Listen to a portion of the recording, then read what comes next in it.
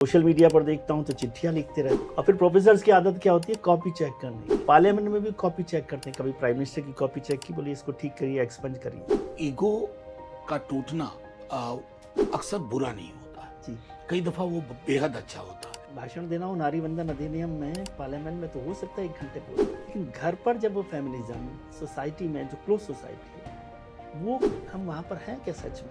या पेट्रियार्की इतनी महीन तार बुनती है तो एहसास भी नहीं होगा और आपके अंदर का पुरुष बोध उठता है। जहाँ मनोज झा खड़े नहीं होंगे ना तो लोग सवाल करेंगे, इसलिए मनोज झा खड़े हैं।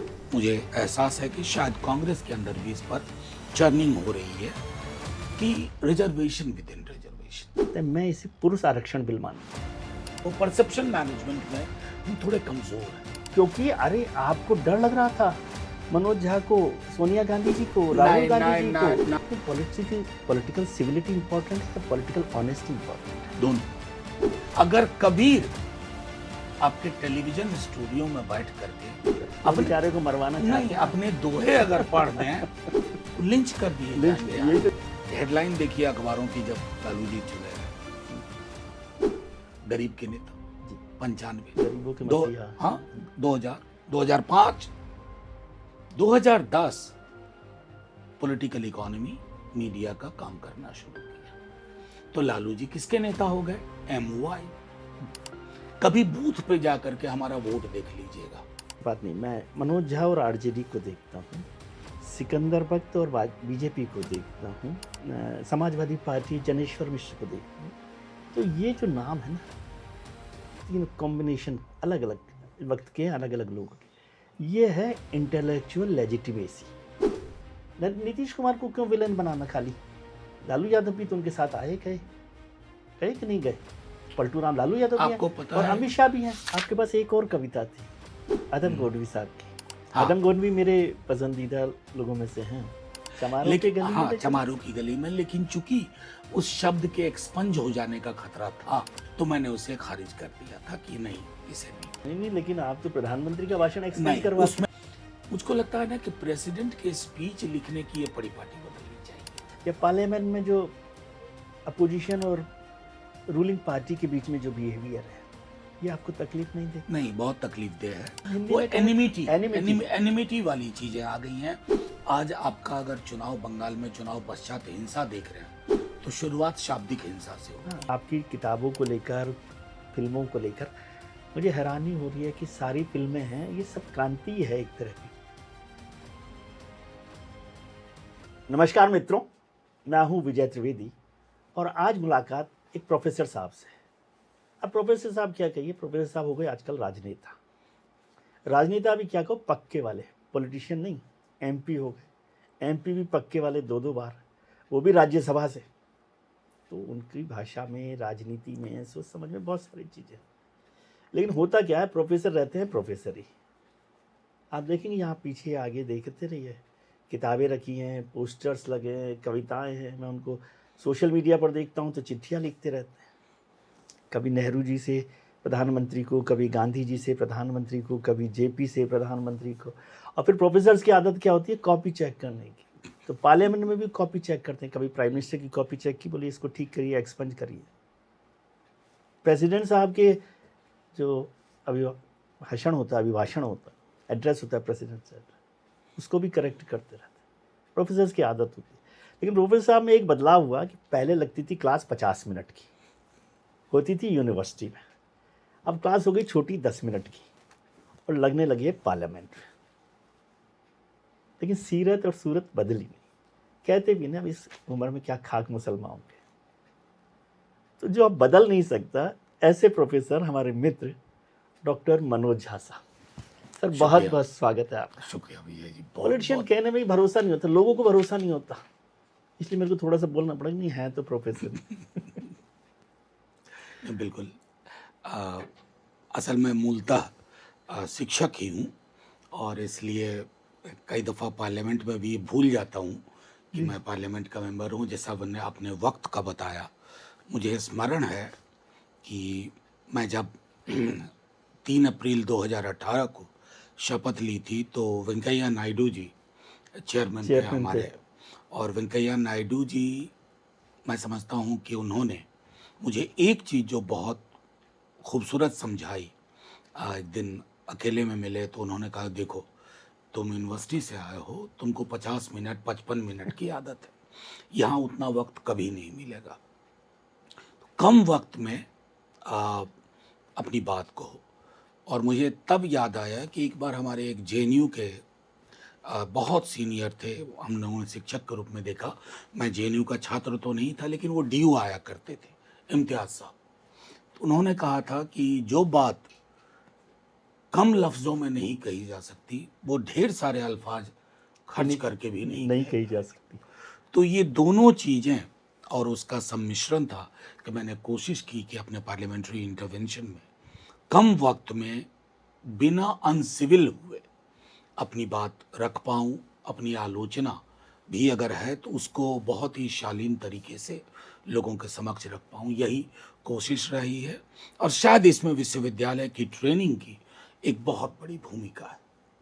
विश्वविद्यालय तो भूमिका अपने आप देता ही है सब कुछ। बिल्कुल। अब मतलब छात्र, मैं हमेशा से मानता छात्र हूँ भी तो डिसिप्लिन सिखाते हैं प्रोफेसर्स को। डिसिप्लिन भी सिखाता है। और एक और चीज़ जो बहुत लोग एक्नॉलेज नहीं करते हैं, आपके नॉलेज के डोमेन का संवर्धन भी आपके छात्र करते हैं। जब आपसे वो सवाल पूछते हैं तो कई बार तो होता है कि उनके सवाल का जवाब जो कि बहुत त्वरित आप दे देते हैं, कई बार उनके सवाल आपके जहन में बैठ जाते हैं, जो आपको 1 दिन 2 दिन तक सोचने की खुराक देते हैं। और उस खुराक के आधार पर आप ये तय करते हैं कि इस दिशा में भी सोचा जा सकता है। इसलिए मैं कहता हूं कि नॉलेज डोमेन का संवर्धन भी, इसलिए आपके ठीक पीछे एक तस्वीर है पॉलो फ्रेरे की। Yes. ये ब्राज़ीलियन एजुकेटर थे Educator, मैं और जानता हूं। इन्होंने बहुत एक महत्वपूर्ण चीज़ कही है कि शिक्षा एक डायलॉजिकल प्रोसेस है, ये वन वे कम्युनिकेशन नहीं है। और इसमें एक कंसेंट्राइजेशन की अहम भूमिका है। और उस दृष्टिकोण से कितना हो पाया नहीं हो पाया मैं नहीं जानता, लेकिन विश्वविद्यालय से लेकर के पार्लियामेंट की दहलीज तक, पार्लियामेंट के कॉरिडोर तक मैंने इसको कैरी करने की कोशिश की है। सर, आपने कहा कि छात्र भी कई बार ऐसे विषय दे देते हैं या बात कर देते हैं जो कौनती है दिमाग में, कई बार वो आपको रीथिंक करने के लिए, कोई ऐसा उदाहरण आप बताएंगे? नहीं, मैं कोई ऐसी घटना जो आपको याद आती हो? नहीं, मैं बताऊंगा कि मेरे 2007-8 बैच में कुछ स्टूडेंट थे। हो सकता है ईयर्स में, अब इतने वर्षों बाद मैं कंफ्यूज कर रहा हूँ। जैसे ट्रांसजेंडर के इश्यूज को लेकर के मेरे अंदर जो आज क्लैरिटी है वो उस वक्त नहीं थी। और उन स्टूडेंट्स के समूह के साथ लॉन्ग डिस्कशन, लंबी बातचीत ने मुझको कई दफ़ा प्रेरित किया कि चीज़ों को रिविजिट करूं। उसी तरह जैसे मैं कहूं फेमिनिज्म को लेकर के आमतौर पे एक बहुत ही सतही समझ थी फेमिनिज्म या पेट्रियार्की को लेकर के, वो मैं समझता हूं कि अपने स्टूडेंट्स के साथ कंटिन्यूस डायलॉग में मैंने उन सब चीज़ों में और समझने जानने की लगातार कोशिश की। उसी तरह प्रिविलेज का एक सवाल है जो अपने यहाँ बहुत कम काम, हाँ बहुत कम काम हुआ, लेकिन उस पर मैंने लिखा भी है, लगातार लिखा, एक अंग्रेजी दैनिक में लिखा, फिर हिंदी में लिखा, ताकि एक बड़े पाठक वर्ग तक पहुँचूँ। हम में से अधिकांश लोग जो सुविधाओं में प्रिविलेज पे लिखना, तो मतलब प्रोफेसर मनोज झा का प्रिविलेज पे लिखना मतलब गले में घंटी बांधना। हाँ, अपने गले में नहीं, घंटी बांधी और उस घंटी से कई लोगों को बुरा लग गया। लेकिन मुझको याद आता है ना कि वो प्रेमचंद की ही लाइन है ना, बिगाड़ के डर से ईमान की बात नहीं करोगे। तो वो ईमान की बात थी, क्योंकि अपर कास्ट में पैदा होने के कुछ प्रिविलेज हैं, और कुछ क्या बहुत सारे प्रिविलेज हैं। और उन प्रिविलेजेस ने मुझे भी शेप किया। और मैं 100 दफ़े कह चुका हूँ कि वो इतनी अदृश्य हुआ करती हैं कि आप उसको देख नहीं पाते हैं, लेकिन वो क्षण क्षण आपके इर्द गिर्द कवच की तरह रहती है, प्रोटेक्टिव शील्ड की तरह रहती है। चाहे पेरेंट्स का एजुकेशनल बैकग्राउंड हो, कास्ट बैकग्राउंड के अलावा अपब्रिंगिंग हो, आपके पास ढेर सारी किताबें हों। मैं अक्सर लोगों से कहता हूँ कि मैंने शरद साहित्य 6ठी से लेकर 8वीं क्लास तक पढ़ लिया था, और उसमें ये मेरा टैलेंट नहीं था। मेरे घर में वो किताबें उपलब्ध थी, और अपने खाली समय में मैं टेक्स्ट बुक के अलावा उन नॉवेल्स को पढ़ा करता था, शरद चंद्र की, इवन विमल मित्र की किताबें। तो ये सारे जो प्रिविलेजेस जब आप कहीं डगमगाने लगते हैं कक्षा 10 में या 12वीं में, तो वो प्रिविलेज आपको संभाल लेता है। और उस दृष्टिकोण से मैंने एक अंग्रेजी में लिखा था माय नैपसैक ऑफ प्रिविलेज, जो काफ़ी हद तक इंस्पायर्ड थी व्हाइट मैन्स प्रिविलेज, जिस यूएस पर के। यूएस के, जिस पर काफ़ी कुछ काम हुआ था। तो व्हाइट मैन्स प्रिविलेज में पेट्रियार्की के भी बहुत सारे सवाल आते हैं।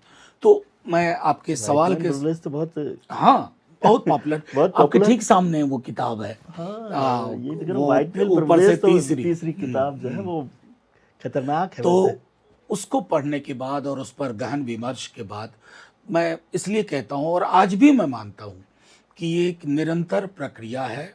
और जो स्टूडेंट्स के बाद मेरे फैमिली मेंबर्स, मेरी बेटियाँ, मेरी वाइफ, उनके साथ भी कई जगहों पर एक चैलेंज सा मैंने महसूस किया अपने एक प्री कंसीव्ड आइडियाज़ और नोशन को। और उस चैलेंज को पहले तो आदमी अखड़ अक्खड़ की तरह करता है कि ना, जो मैं सोच रहा हूँ एक्सेप्ट नहीं वही करता है। एक्सेप्ट नहीं करता है। लेकिन जब धीरे धीरे आपके अंदर वो चीज़ें जाती हैं, तो आपको एहसास होता है कि नहीं, इट हैज़ मेरिट।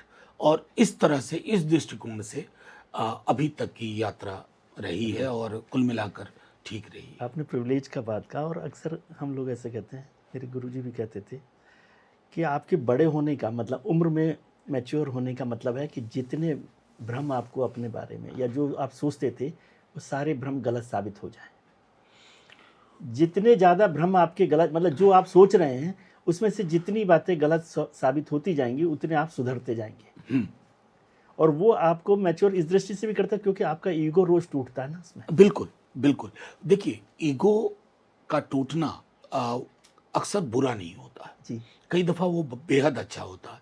क्योंकि ईगो क्या होता है ना कि आपको अगर याद हो तो हमारे बचपने में अ, अभी भी बहुत सारी जगहों पर चापाकल है। मेरे घर में खुद भी है। चापाकल में काई लग जाती थी। जी। तो ईगो में भी काई काई लग लग जाती जाती है। थी और उसकी वजह से आदमी फिसलता भी है।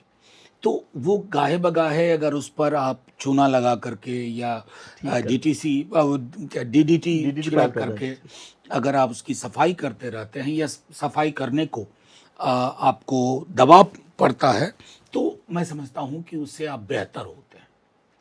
आपने फेमिनिज्म की बात की, मैं प्रिविलेज पर आऊँगा। प्रिविलेज तो आपके लिए पॉलिटिकल सब्जेक्ट भी है।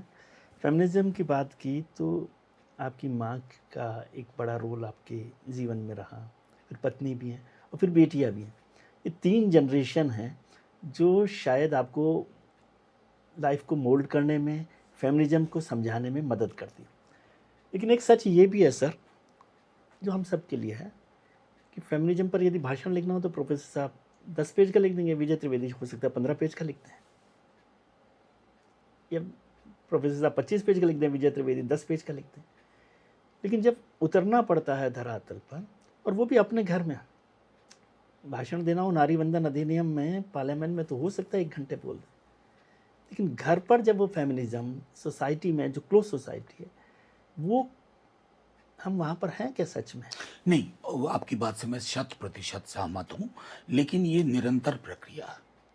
ये ऐसा नहीं है कि आपने एक गोल अटेन कर लिया। जी, गोल इस गोल की ओर सक्रियता से चलना, चेतना, पूरी चेतना के साथ चलना, ये अपने आप में अद्भुत होता है और ये सकारात्मक है। मैं अभी भी मानता हूँ कि मेरे अंदर ऐसा नहीं है कि 100% या किसी के भी अंदर खत्म हो गया हो, लेकिन अगर आप ये कॉन्शियस हैं कि कॉन्शियस होना ज़्यादा जरूरी है। हाँ, ये मेल प्रिविलेज है आपके अंदर, या पेट्रियार्की इतनी महीन तार बुनती है कि मतलब आपको एहसास भी नहीं होगा और आपके अंदर का पुरुष बोल उठता है, जी, पुरुष जाग जाता फेमिनिज्म है। से पहले भी हाँ, मेल प्रिविलेज जो है हाँ, उनका।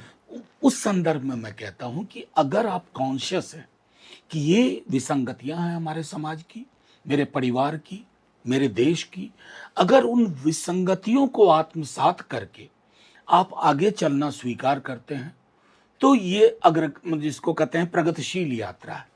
लेकिन अगर आप उसको स्वीकार ही नहीं करते और सिर्फ भाषण तक रहते हैं, तो अंततः ये प्रतिगामी यात्रा में तब्दील हो जाती है। सर, मन नहीं है पॉलिटिक्स की बात करने का, आपने ऐसी इशू छेड़ दिया है कि ये मेरे मन का भी इशू है, महिलाएं, फेमिनिज्म। एक बार और सोचते हैं, हम फेमिनिज्म में माँ को लेकर अलग तरीके से सोचते हैं, बहन को लेकर अलग तरीके से सोचते हैं, पत्नी को लेकर अलग तरीके से सोचते हैं, प्रेमिका को लेकर अलग तरीके से सोचते हैं, और बेटी को लेकर अलग तरीके से सोचते हैं। एक्चुअली ये सारे जो डिफरेंस हैं वो फेमिनिज्म के खिलाफ है। ये आपका जो मेल, मतलब आपका मतलब हम सब का, आप, मैं, मेरी आदत में आपका बोलना, आपका मतलब हम सब का, ये जो मेल ईगो है, ये जो प्रिविलेज है, ये कैसे टूटेगा? देखिए, क्योंकि हम है ना, हाँ, उदाहरण जब बिल्कुल। देंगे ना तो फिर माँ का दे देंगे। हाँ, बिल्कुल। देखिए, ये क्या है ना कि इसको आप एक अंग्रेजी में एक शब्द है जिसका हिंदी तर्जुमा भी है सामाजिकरण, सोशलाइजेशन हम कहते सोशलाइजेशन। हैं। और अक्सर मैं कहता हूँ, एक बड़ी अच्छी किताब थी शुई साहब की, जस्ट लाइक अ गर्ल। मतलब बचपने से पता नहीं चलता है, खिलौनों में, गतिविधियों में आप एक घर स्त्री में, को, घर पे, आप हाँ। एक बच्ची को एक महिला की तरह ट्रेन करते हैं। जी, वही वही बात। हाँ, और वो आपके अंदर घर कर जाती है। माँ आपकी आलोचना से परे हुआ करती है। तो माँ त्याग कर रही है, माँ माँ अगर हमेशा एक हाई पेडेस्टल पर है। अगर वर्किंग वुमेन है तो देखिए वो वहां से आकर के भी खाना बना रही है। तो उनको त्याग की प्रतिमूर्ति बना करके मूलतः, या अपनी पत्नी को त्याग की प्रतिमूर्ति, कि देखो ये कोई सवाल नहीं करती है, मैं थक के आता हूँ, चाय बना के देती है, पूछती है रात का खाना क्या बनेगा। तो ये जो त्याग भी है ना, इसकी अगर पॉलिटिकल इकोनॉमी देखिएगा, ये भी एक तरह का, मैं दूसरा शब्द नहीं पा रहा हूं, ये समाज की धूर्तता है। इस धूर्तता के माध्यम से उस खांचे को आप बरकरार रखना चाहते हैं। इसलिए आपके प्रश्न से अगर मैं लूं तो ये सारी कैटेगरीज को हम अलग अलग देखना उस दिन बंद कर देंगे जिस दिन हम ये मान लेंगे कि लैंगिक विभिन्नता अपने आप में समानता के लिए खिलाफ। अवरोधक नहीं है।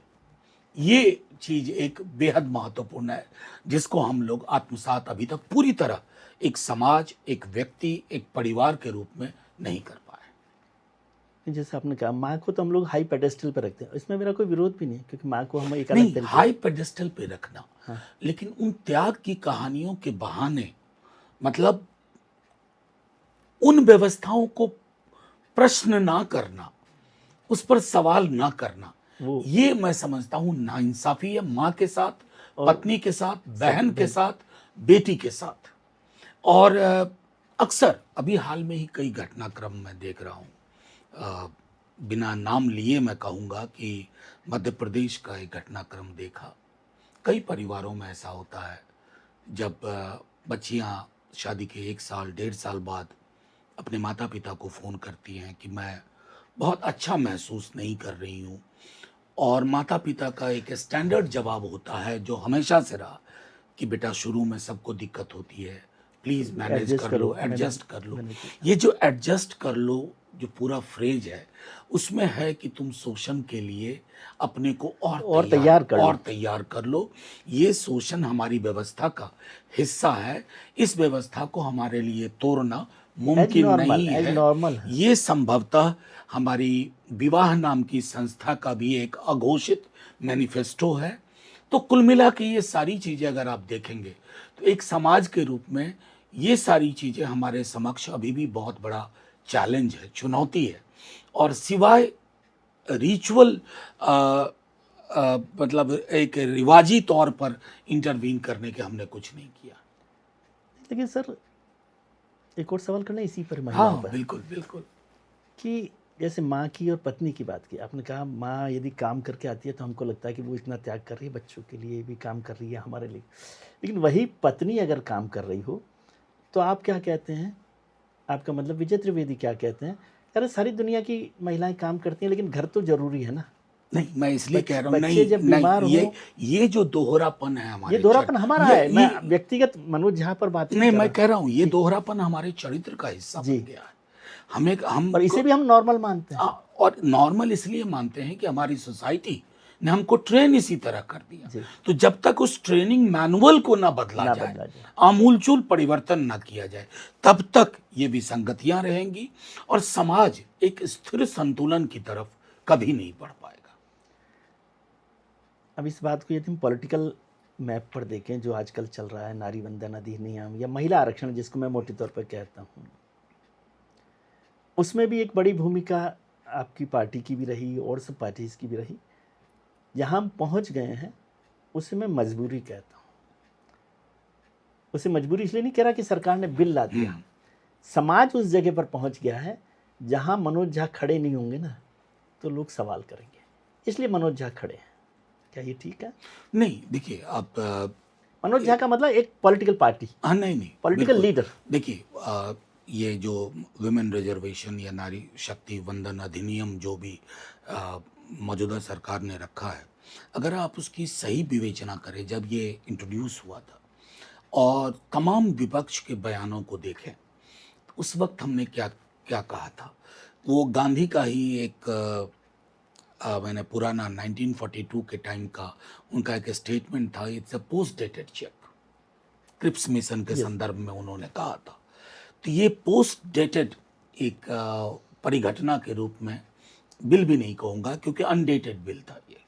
नॉर्मली बिल जब कोई पास होता है ना तो महामहिम के पास जाता है और उसकी डेट होती है, जिसके बाद गजट होता है विद नोटिफिकेशन हो जाएगा, विद इफेक्ट फ्रॉम। इसमें ऐसा कुछ नहीं हुआ। दूसरा, हमारी पार्टी का एक मानना था जिस पर अभी भी हम कायम हैं, भले हमारा संख्या बल उतना ना हो, लेकिन मुझे एहसास है कि शायद कांग्रेस के अंदर भी इस पर चर्निंग हो रही है कि रिजर्वेशन विद इन रिजर्वेशन। ये जो असल में हम वुमेन रिजर्वेशन क्यों चाह रहे हैं, हम चाह रहे हैं कि वाइडर रिप्रेजेंटेशन हो। उस वाइडर रिप्रेजेंटेशन को अगर मैं रेनबो रिप्रेजेंटेशन कहूँ, इंद्रधनुषी प्रतिनिधित्व, उसके लिए बेहद आवश्यक है कि आरक्षण की उस व्यवस्था के अंदर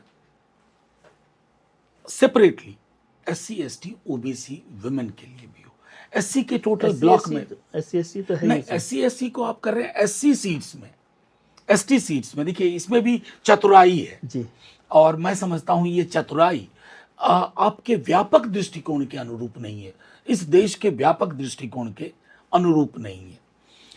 अब जब पिछली बार ये बिल लाया गया, जिसकी मैं कोई वजह नहीं समझ पाया आज तक, नहीं नंबर्स नहीं थे उनके पास, अचानक लगा कि अब पहले तब उन्होंने कहा था कि सेंसस होगा, फिर डिलिमिटेशन होगा, फिर वुमेन रिजर्वेशन बिल, लेकिन पूरे उसको कर्टेल करके वापस आया गया और कहा गया कि नहीं, ये बिल इसी अभी से करेंगे और अगले चुनाव के पूर्व तक हम ये कर लेंगे। और डिलिमिटेशन का एक मसौदा ऐसा तैयार किया गया था जिस पर किसी का कंसल्टेशन किसी के साथ नहीं था। तो इस तरह के इरादों में थोड़ी बेईमानी झलकती है। बेईमानी इसलिए झलकती है कि भारतवर्ष जैसे देश में डिलिमिटेशन को लेकर के जिस तरह का एक संवादात्मक दृष्टिकोण होना चाहिए वो मिसिंग कंपोनेंट था। इसलिए मैं कहता हूं कि वुमेन रिजर्वेशन बिल या डिलिमिटेशन, दोनों को अगर मैं क्लब करके भी देखूं तो ये बेहद आवश्यक है कि आप इसको समग्रता में देखिए, इंद्रधनुषी रिप्रेजेंटेशन के रूप में देखिए, और उसके लिए कम से कम सत्ता पक्ष के अंदर, क्योंकि देखिए पॉलिटिकल पार्टीज में भी पेट्रियार्की होती है, इससे इनकार नहीं। पेट्रियार्की ऐसा नहीं है ना कि परिवार में सिर्फ के मुखिया में तो सब मिलकर ही होता है, वो सब मिलके होता है। वो एक ऐसा स्ट्रक्चरल अरेंजमेंट है जो धीरे धीरे हमारे धमनियों को इम्पैक्ट कर रहा है। तो जब तक वो पूरा ट्रांसप्लांट नहीं होगा तो शायद हम बेहतर ना कर पाए। सर, वुमेन रिजर्वेशन बिल की बात की, मैं 96 में जब ये आया सबसे पहले, तब से उसके साथ मैं कवर करता रहा, गीता मुखर्जी के वक्त से, देवेगौड़ा गवर्नमेंट से। और उससे पहले यदि हम हिस्ट्री को देखें तो प्री इंडिपेंडेंस सरोजनी नायडू को और उनको देखें 1930 शायद, मेरे ख्याल से 30 की बात है, तब से फिर राजीव गांधी का जो पंचायतों में रहा, ये सब हुआ। लेकिन जिस पार्टी को आप रिप्रेजेंट करते हैं, पार्टी को छोड़िए, सोच मतलब सोशलिस्ट सोच को एक तरह से मैं कहूँ रिप्रेजेंट करते हैं, कहने के लिए वो सोशलिस्ट सोच है, लेकिन उसने 96 से आज तक मोटे तौर पर किसी न किसी बहाने से महिला बिल का विरोध किया। अच्छा, इसको दूसरे तरीके से कहूँ कि मतलब उससे आपकी बात से वो हर बाल बिल रुका। वो शरद यादव जी की परकटी की बात हो, कभी ओबीसी रिजर्वेशन की बात हो, कभी किसी और तरह की बात हो। जब यूपीए सरकार में सोनिया गांधी जी रहीं और मनमोहन सिंह सरकार रही और राज्यसभा में पास हो गया और लोकसभा में पास नहीं हुआ, सोशलिस्ट थे जिन्होंने इस बिल को रोका। फिर अब जब हुआ तो फिर वहीं पर आप आ गए। मैं ओबीसी के विरोध में नहीं कर रहा, मैं तो जाति आरक्षण पर जब हम बात करेंगे तो उस पर आएंगे, लेकिन उसका ओवरऑल रिजल्ट क्या हो रहा है। अच्छा, अभी जो एक बड़ा बदलाव हुआ, मुझे नहीं पता कि सरकार ने ये कैसे बदले, आप ज़्यादा ज्ञानी लोग हैं, कि जो सरकार पहले 545 पर उस रिजर्वेशन को लेकर आने वाली थी या जिस बिल को पास करने वाले थे, या तय नहीं हुआ था कि ये कब चलेगा, वो अचानक बदल जाता है और वो 850 पर पहुंच जाता है। 850 को बिल को आप इसको करेक्ट कर सकते हैं। मैं इसे पुरुष आरक्षण बिल मानता हूँ मोटे तौर पर। नहीं है, क्योंकि पुरुष उसको आरक्षण ये प्रोटेक्ट था करते हुए कि आता है। आपने उनको प्रोटेक्ट कर दिया कि भाई आपकी नौकरी खतरे में नहीं है, 545 आप रहेंगे। लेकिन कई बार वो होता ना कि डिस्गाइज में भी आपके लिए हो कि वो 545 को सुरक्षित किया तो आपके पास वो सीटें 140 से बढ़कर 275 हो गई महिलाओं की। अब जब 850 होगी तो 270 72 जो भी होगी वो रहेगी। तो इसमें क्या दिक्कत है? कई बार हम लोग ये भी कहते हैं, जैसे आपने ये घर बनाया है तो कहते हैं नहीं अब सारा घर तो एक साथ नहीं बनाते ना। कई बार होता है कि घर बन गया, फिर देखेंगे अगला वाला कमरा जो है ठीक बाद में करवा लेंगे, तो अगला वाला कमरा बाद में ठीक नहीं हो सकता। एक बात कहूं, आपने इसका इतना सरलीकरण कर दिया, उतना सरल है नहीं। आपको एक उदाहरण देता हूं। सरल नहीं, मैं आपसे समझने के लिए। मैं ये किताब है, इसका ड्राफ्ट मेरे पास आता है जी। ड्राफ्ट आता है, मैं देखता हूं कि 40 पन्ने उल्टे सीधे लगे हुए हैं। पब्लिशर चाह रहा है कि किताब जल्दी आ जाए। लेकिन मैं ऑडियंस की रीडर्स के मद्देनजर सोचता हूं कि अगर ये किताब इस शक्ल में आ गई तो पाठकों का नुकसान होगा। तो आपके उसी संदर्भ में कहता हूं मैं, चाहे हमारे अध्यक्ष लालू जी हों, शरद यादव जी हों, मुलायम सिंह जी हों, उनके एक फ्रेज को शरद जी के पकड़ करके बैठने से पकड़ नहीं रहा, मैं तो वहां था, मैं इस पूरी लड़ाई में मैं साथ जानता रहा हूं, लेकिन उस लड़ाई का सबसे महत्वपूर्ण पहलू जो था वो था रिजर्वेशन विद इन रिजर्वेशन, आरक्षण के अंदर आरक्षण।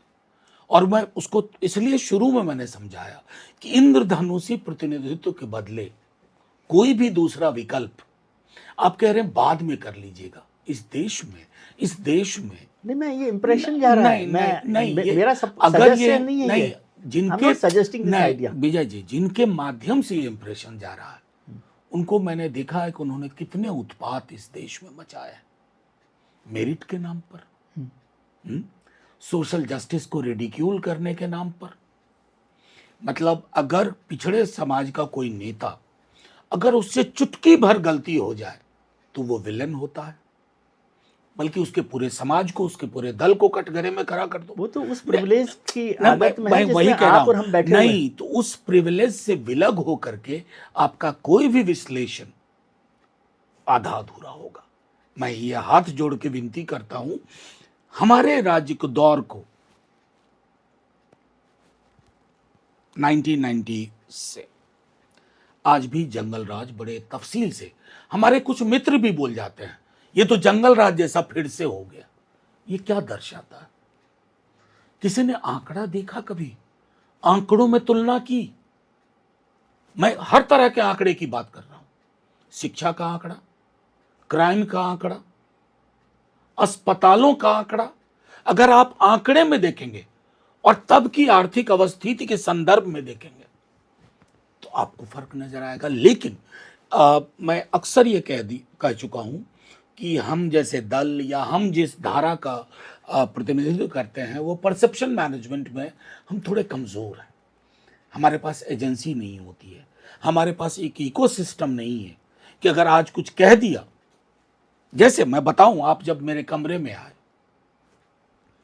एक घटना हुई, एक पत्रकार ने कल मुझको अप्रोच किया, जैसे आप जैसे कई मित्र अप्रोच करते हैं कि साहब हमको कॉन्स्टिट्यूशन क्लब लेना है। उसमें मैं पापा के साथ, हाँ पापा के साथ था, किसी हॉस्पिटल में आया तो मेरे कलीग प्रभात ने कहा कि सर ऐसा ऐसा रिक्वेस्ट आया है वो हमारे कुछ डीयू के प्रोफेसर और एक पत्रकार महोदय, उस पत्रकार महोदय को मैं जानता था। मैंने कहा ठीक है, एक लाइन का रिकमेंडेशन दे दो कि he wants to use this place for a press conference.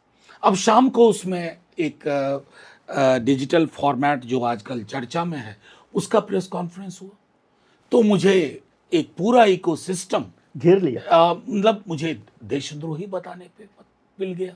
अब एज अ एमपी मैं प्राइम आप तो मिनिस्टर, वैसे भी राइट विंगर नहीं है, तो देशद्रोही तो है ही। प्राइम मिनिस्टर रिलीफ फंड के लिए लिखता हूँ, लोगों के लिए, एम्स के लिए, लोगों की भर्ती के लिए लिखता हूँ, एमपीज का काम है ये। मैं टिकट के लिए कि किसी का हो जाए। हर दिन अमूमन 2 पत्रकार का रेलवे रिजर्वेशन का मेरे यहाँ से जाता है। अब अगर कोई इसमें विसंगति आई, मैं इसलिए उदाहरण आपको सिर्फ इसलिए थोड़ा डाइवर्ट करके दिया कि इन परिस्थितियों में हम जूझ रहे हैं और हम जैसे दल जूझ रहे हैं। बावजूद उसके मैं आपको कहता हूं कि जब तक आरक्षण के अंदर ये व्यवस्था नहीं होगी, तब तक आप गर्व से कभी नहीं कह पाइएगा कि हमने विमेन रिजर्वेशन का एक आंशिक नहीं, एक सार्वभौमिक दस्तावेज प्रस्तुत किया है। और वो तभी संभव होगा जब जो एक धारा लगातार आग्रह करती रही है। आपकी ईमानदारी पे शक कर लूं थोड़ा सा? हाँ, करिए ना। आपने जो कहा, मुझे, मैं इसमें एक तो ये समझ लीजिए, मेरा ये सजेस्टिव आइडिया नहीं था कि ऐसा हो, ऐसी चर्चा हो रही है। हाँ। लेकिन आपकी ईमानदारी पे शक क्यों होता है? क्योंकि इस बिल को राज्यसभा में यूपीए गवर्नमेंट में आपने के साथ शायद इसको पास किया, फिर लोकसभा में आप ही की वजह से रुका। मैं उस हिस्ट्री को जानता हूँ। अभी जब पिछली बार नई लोकसभा, ये नई संसद बनी 2023 में शायद बिल पास हुआ, तब तो आपने पास कर दिया था ना। आपने मेरा स्पीच सुना क्या? स्पीच की बात नहीं, वोटिंग सुना? स्पीच में सुना, नहीं, वोटिंग देखा? मैं ये कह आपने वोटिंग नहीं देखा हमारा? नहीं, वोटिंग मैं ओवरऑल सारी मैं इंडिविजुअल की बात नहीं मैं कर रहा, इसलिए कह रहा हूं कि पार्लियामेंट ने, क्योंकि अरे आपको डर लग रहा था मनोज झा को, सोनिया गांधी जी को, राहुल गांधी जी को, कि ये कहीं ऐसा ना हो कि महिला विरोधी में मेरे को विजय त्रिवेदी बनाना है। नहीं विजय जी, इस मामले में मैं बहुत स्पष्ट हूं। मैं सिर्फ इसलिए ताली बजाने वालों की श्रेणी में खड़ा नहीं हो जाऊंगा क्योंकि ताली उस वक्त में लोकप्रिय माध्यम है। मैंने लोकप्रियता के आयाम अलग अलग देखे हैं। एक जमाना था जर्मनी में एक शख्स के खिलाफ बोलना जी, देश की लोकप्रिय मानस के खिलाफ था। ठीक है, तो लोकप्रिय चीज लोकोन्मुख हो यह आवश्यक नहीं है। हर प्रोडक्ट जो बाजार में सबसे ज्यादा बिकता है उसकी फायदेमंद हो, जरूरी फायदेमंद हो, ये भी जरूरी नहीं है।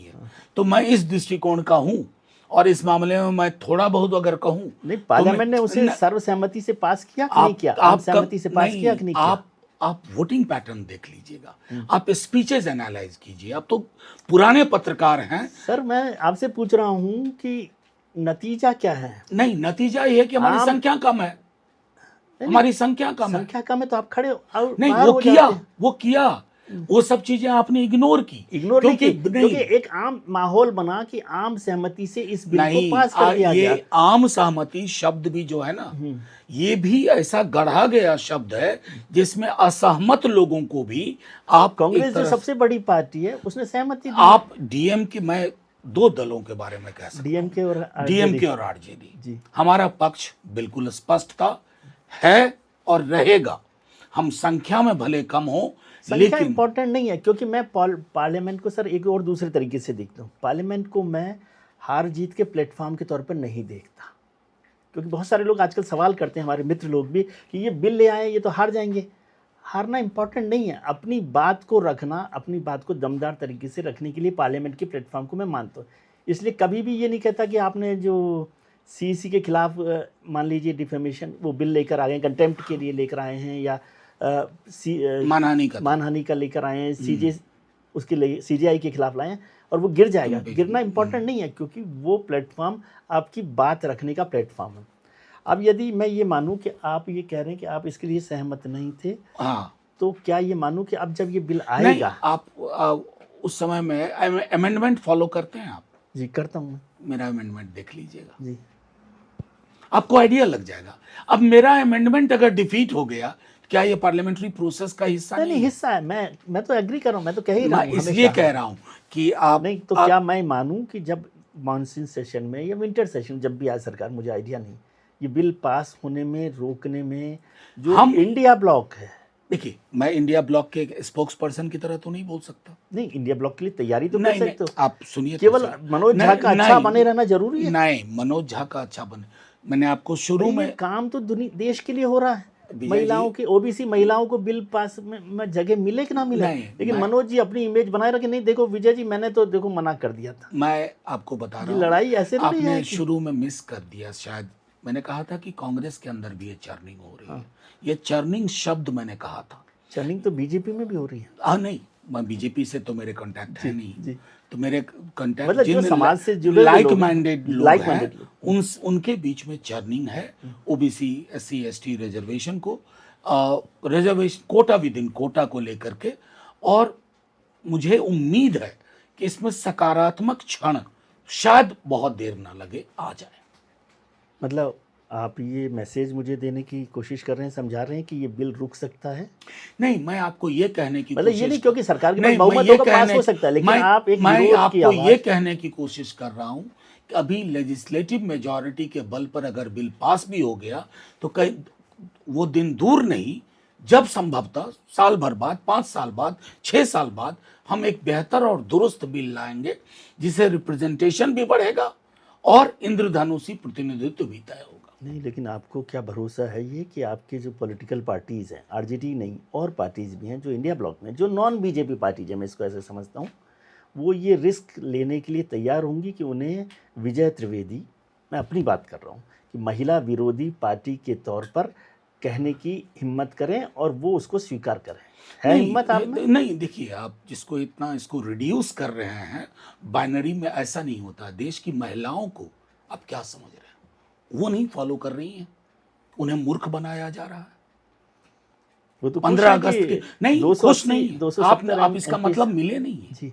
आप मिले नहीं है। उन्हें पता है कि इनकी बातें खोखली है, इनके दावे खोखले हैं, इनकी ईमानदारी में बेईमानी की बू आ रही है। कैसे है मुझे समझाइए। मैं मान लीजिए ये बिल पास हो गया, नहीं, आपको तो सीधा execution बता हो- नहीं, मैं सीधा बताया जी। कि अगर ईमानदार होते आप तो फौरी तौर पे लागू करते।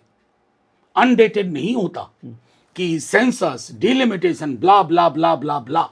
मैं तो कहा ही, ये सवाल मैंने नहीं, किया। नहीं, तो ये सबसे बड़ी बेईमानी है। हाँ, लेकिन जब आज वो जब कर रहे हो विजय जी, लेकिन इस बेईमानी को कितने मुख्य धारा के टेलीविजन बेईमानी कहने की हिम्मत टेलीविजन को जुटाते छोड़ हैं। दीजिए, नहीं मुझे टेलीविजन में आप नहीं, मैं ये बात उनके कर रहा हूं। फ्रेज आप ले रहे हो, फ्रेज नहीं, उन्हें मैं आपसे महिला समझना चाह विरोधी रहा हूं। बता देंगे, ये वहां से उठा रहे हो, और जो मैं चीज ये मैं कह रहा हूं कि उसको कह रहे क्या हो कि इसको नहीं। ऐसा मानूं मैं कि ये बिल रुक सकता है?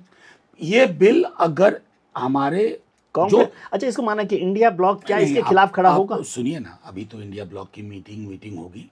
मैं अपने दल की बात कर रहा हूं ठीक है। कि आज हम कमजोर हों, आप हमारे सुझाव को, आलोचना को नजरअंदाज कर दीजिए, लेकिन जिस दिन ये चक्र घूमेगा हम 100% एक बेहतर बिल, एक ज्यादा उम्मीद का बिल, इंद्रधनुषी तेवर का लेके आएंगे। ये दैट्स द क्लोजिंग हाँ, लाइन। ये अच्छी बात है, क्योंकि मैं रामचरितमानस के उस किस्से को याद करता हूँ कि जब, अभी तो वैसे माइथोलॉजी है, इस पर बहस मत कीजिएगा क्योंकि मैं इतना पढ़ा नहीं हूँ आप जितना, लेकिन जब सेतु बन रहा है, राम सेतु जो श्रीलंका जाने के लिए, तो सब पत्थर डाल रहे हैं, बंदर डाल रहे हैं, जो भी डाल रहे हैं, बना रहे हैं, लेकिन एक गिलहरी जो है वो भी मिट्टी डाल रही है अपनी तरफ से आंचली में भर के। तो किसी ने गिलहरी से पूछा, पागल हो क्या तुमसे ये सेतु बनेगा क्या? उसने कहा, मुझसे सेतु नहीं बनेगा, लेकिन ये तो रहेगा कि किसी दिन कोई पूछेगा कि जब राम अन्याय के लिए लड़ने जा रहे थे तो तुम कहाँ थे? तो मैं अपनी अंजुरी की मिट्टी डाल रही हूँ। तो मैं वो चाहता हूँ कि अपनी अंजुरी की मिट्टी डालें आप, मुझे उसमें कोई आपत्ति नहीं है कि वो सेतु बनेगा कि नहीं बनेगा, वो मिट्टी डाली जाएगी, वो मिट्टी डाली जाएगी ना। 100%। तो इसके लिए थोड़ा सा प्रयास भी कीजिएगा कि कांग्रेस के लोगों को, उन कोशिश लोगों को, चल रही है। अब हर चीज, हम अभी तो एक ये जब बात तक भी कोई तो होती है ना चीज- सर कि जब तक पार्लियामेंट में प्रोसेस में मेल्स के लिए भी नहीं है, जनरल रिजर्वेशन नहीं है, जब ओबीसी तक का कोई एक बड़ा चीज लॉजिक है। जब तक कोई चीज फलीभूत ना हो जाए तब तक उसके बारे में चर्चा करना बेहतर नहीं होगा। लेकिन ये इस पर चिंतन कई दलों के अंदर चल रहा है। चल रहा है, ये सीरियस नोट पर है, बहुत इमेज serious- मेकिंग प्रोसेस है? नहीं, बहुत सीरियस नोट पे है। क्योंकि आपको पार्टी की वजह से लगता है कि भाई ओबीसी पर बात तो करना ही चाहिए, नहीं, फिर जब मौका है तब आप चुप रह जाइए। नहीं, मुझको लगता है कि शायद हमारे दल ने तराजू लेके राजनीति कभी की ही नहीं। चुनावी सोशल सर, जस्टिस ऐसे तो मत पॉलिटिक्स, बोलिए। चुनावी सोशल ऐसे जस्टिस तो मत पॉलिटिक्स। बोलिए प्लीज। ऐसे मत। आप मेरी बात समझिए, चुनावी सोशल मनोज जस्टिस। झा साहब को कौन लोग क्यों जानते हैं? क्योंकि एक शब्द वो इस्तेमाल भी करते हैं और प्रैक्टिकल भी है, वो है पॉलिटिकल सिविलिटी का। इसमें कोई मेरे हाँ। ख्याल से किसी भी पार्टी का कोई आदमी मनोज झा साहब के लिए नहीं कहेगा कि पॉलिटिकल सिविलिटी नहीं है उनमें। I do agree on that part. Political civility important है या पॉलिटिकल ऑनेस्टी इंपॉर्टेंट है? दोनों। पॉलिटिकल ऑनेस्टी के साथ चलिए ना। पॉलिटिकल ऑनेस्टी में कोई गाली भी दे रहा हो तो उसके साथ खड़े रहेंगे, या पॉलिटिकल सिविलिटी में नहीं मैं बोलूंगा अच्छे से? नहीं, मेरा कहने का मतलब अगर कोई गाली दे रहा हो तो उसकी आलोचना, उसकी गाली की आलोचना मैं बगैर गाली दिए कर सकता हूं और करता हूं। पॉलिटिकल ऑनेस्टी की बात मैं कर रहा मैं वही उसी हूँ। संदर्भ पॉलिटिकल में। ऑनेस्टी पर क्या है सर? अभी तो मैं देख रहा था पेरियार और मार्क्स एक साथ, यही अपने आप में कंट्राडिक्शन है ना? कोई कॉन्ट्रडिक्शन नहीं है, जी- कोई कॉन्ट्रडिक्शन नहीं है। थोड़ा सा है। नहीं हिंदुस्तानी सर, सोच समझ से। नहीं, दो अलग दौर में पैदा दो हुए और- लोगों में अगर मैंने मार्क्स को भी पढ़ा, पेरियार को भी इसलिए मैं पढ़ा, कह और रहा हूं। आपने भी पढ़ा है दोनों। नहीं, मैंने तो पार्लियामेंट में पढ़ाया था एक दिन। सच्ची रामायण आप मैंने तो पार्लियामेंट में बंधन पढ़ी। अधिनियम भी पार्लियामेंट में पढ़ाते हैं। नहीं, सच्ची रामायण हाँ मैंने कोट की है। जी इस मामले में अपने पार्लियामेंट को क्रेडिट देता हूं जी। कि मेरे पार्लियामेंट में इन चीजों के लिए भी स्पेस है। रही बात पेरियार और मार्क्स अगर हिस्टोरिकल मटेरियलिज्म के गूढ़ तत्व को जाएं तो आपको दोनों में चीजें बराबर मिलेंगी। अलग दौर के थे, वो अलग चीज है। सोसाइटी भी अलग है। सोसाइटी भी अलग सोसाइटी थी। अलग। लेकिन अगर आप देखें, जैसे मैं मार्क्स को सिर्फ एक या पेरियार को मैं एक आलोचना के दृष्टिकोण से, कि एक जो अवधारणा समाज में व्याप्त हो उसको कैसे सवाल किया जाए, और ये दोनों में कॉमन है, पेरियार में भी मार्क्स में भी। मैं आपको एक छोटा उदाहरण दूं। अभी जो अपने देश की हालत है, और मैं कई बार ये कह चुका हूं, अगर कबीर आपके टेलीविजन स्टूडियो में बैठ करके अपने बेचारे को मरवाना चाहते नहीं हैं। अपने दोहे अगर पढ़ दें तो लिंच कर दिए जाएंगे। यही तो कह रहा हूँ, कबीर तो को क्यों याद कर रहे हैं? मैं इसलिए कह रहा हूँ, कई लोग अच्छे होते हैं जो वक्त से पहले निकल गए। हाँ, और मैं इसलिए कह रहा हूँ कि हमारे दौर की ये त्रासदी है कि अब कबीर इस देश में मिसफिट होते जा रहे हैं। कबीर तो मिसफिट हो गए हैं।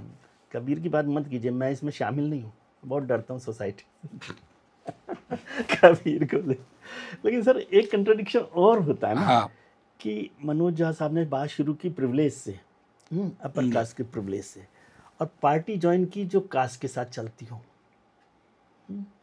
आरजेडी के लिए ये मैं पॉलिटिकल ऑनेस्टी पे जो बात कर रहा था ना, अभी आप political पूछ civility लीजिए। से आगे अभी चलते कल ही मैंने किन्हीं को ये जवाब दिया है। आप ही की तरह एक पुराने मित्र हैं, उन्होंने एक सवाल किया था। हाँ। तो आपका सवाल खत्म हो गया हो तो मैं बोलूं? जब बात समझ हाँ, गए, मैं सवाल बात का कोई समझ मतलब मैं है। बात समझ गया। मैं आपको बता दूं, अभी आपके आने से पूर्व भी आपको कहा था कि मेरा बायोडेटा पूरा अभी जी। सोशल मीडिया में चल रहा है। जी मैंने दंगों पे काम किया। जी अपने जीवन का बड़ा हिस्सा मैंने दंगों को समझने में और उसमें जो कुछ भी मुझसे बन पड़ा है उसके लिए किया। पीएचडी में भी किया। पीएचडी मेरा दंगों पे ही है, मेरी भागलपुर के कम्युनल कन्फ्लिक्ट हाँ, भागलपुर के दंगों पे है मेरी पूरी पीएचडी।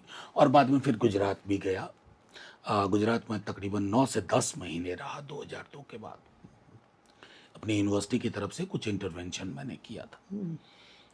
और जब मैं एक दिन अहमदाबाद जा रहा था तो मुझे एक ब्रिटिश महिला मिली जो रहने वाली गुजरात की ही थी, गुजराती थी, लेकिन अब रहती थी लंदन में। तो उन्होंने मुझसे पूछना शुरू किया क्या करते हैं नहीं करते हैं। मैंने बताया तो उन्होंने कहा आप लिखते हो ये कहाँ? तो मैंने कहा जर्नल में ही है, इसमें कितने लोग पढ़ते होंगे? तो मैंने कहा 4-5 हज़ार। बोले कि जो समस्या जिस पर आप काम कर रहे हैं वो तो करोड़ों को प्रभावित कर रहा है और आपकी बात 4-5 हज़ार तक जा रही है। उनका why don't you join politics, उन्होंने ये सवाल। और ये 2002 का आखिरी हिस्सा था। फिर बात आई गई हो गई। फिर मैंने इस पर सोचना शुरू किया। मेरे लिए 2 चीजें बहुत महत्वपूर्ण रही हैं, constitutional principle of justice, social justice, और दूसरा सेक्युलरिज्म। क्योंकि लोहिया, अंबेडकर, गांधी, लेकिन नेहरू एक बहुत प्रभावी रहे मेरी शिक्षा दीक्षा में, पढ़ाई लिखाई में, उस समय का बिहार, और जब एक दिन मुलाकात हुई तो मुझको लालू जी और राष्ट्रीय जनता दल से बेहतर विकल्प, जिसको आपने कास्टिस्ट पार्टी कहा, कोई पार्टी नहीं, कास्ट पे पॉलिटिक्स पे नहीं, वो कर कोई रहे हैं। पार्टी कास्टिस्ट कौन कहता है? वो पार्टी कहती है क्या कि मैं कास्टिस्ट हूं? नहीं ना।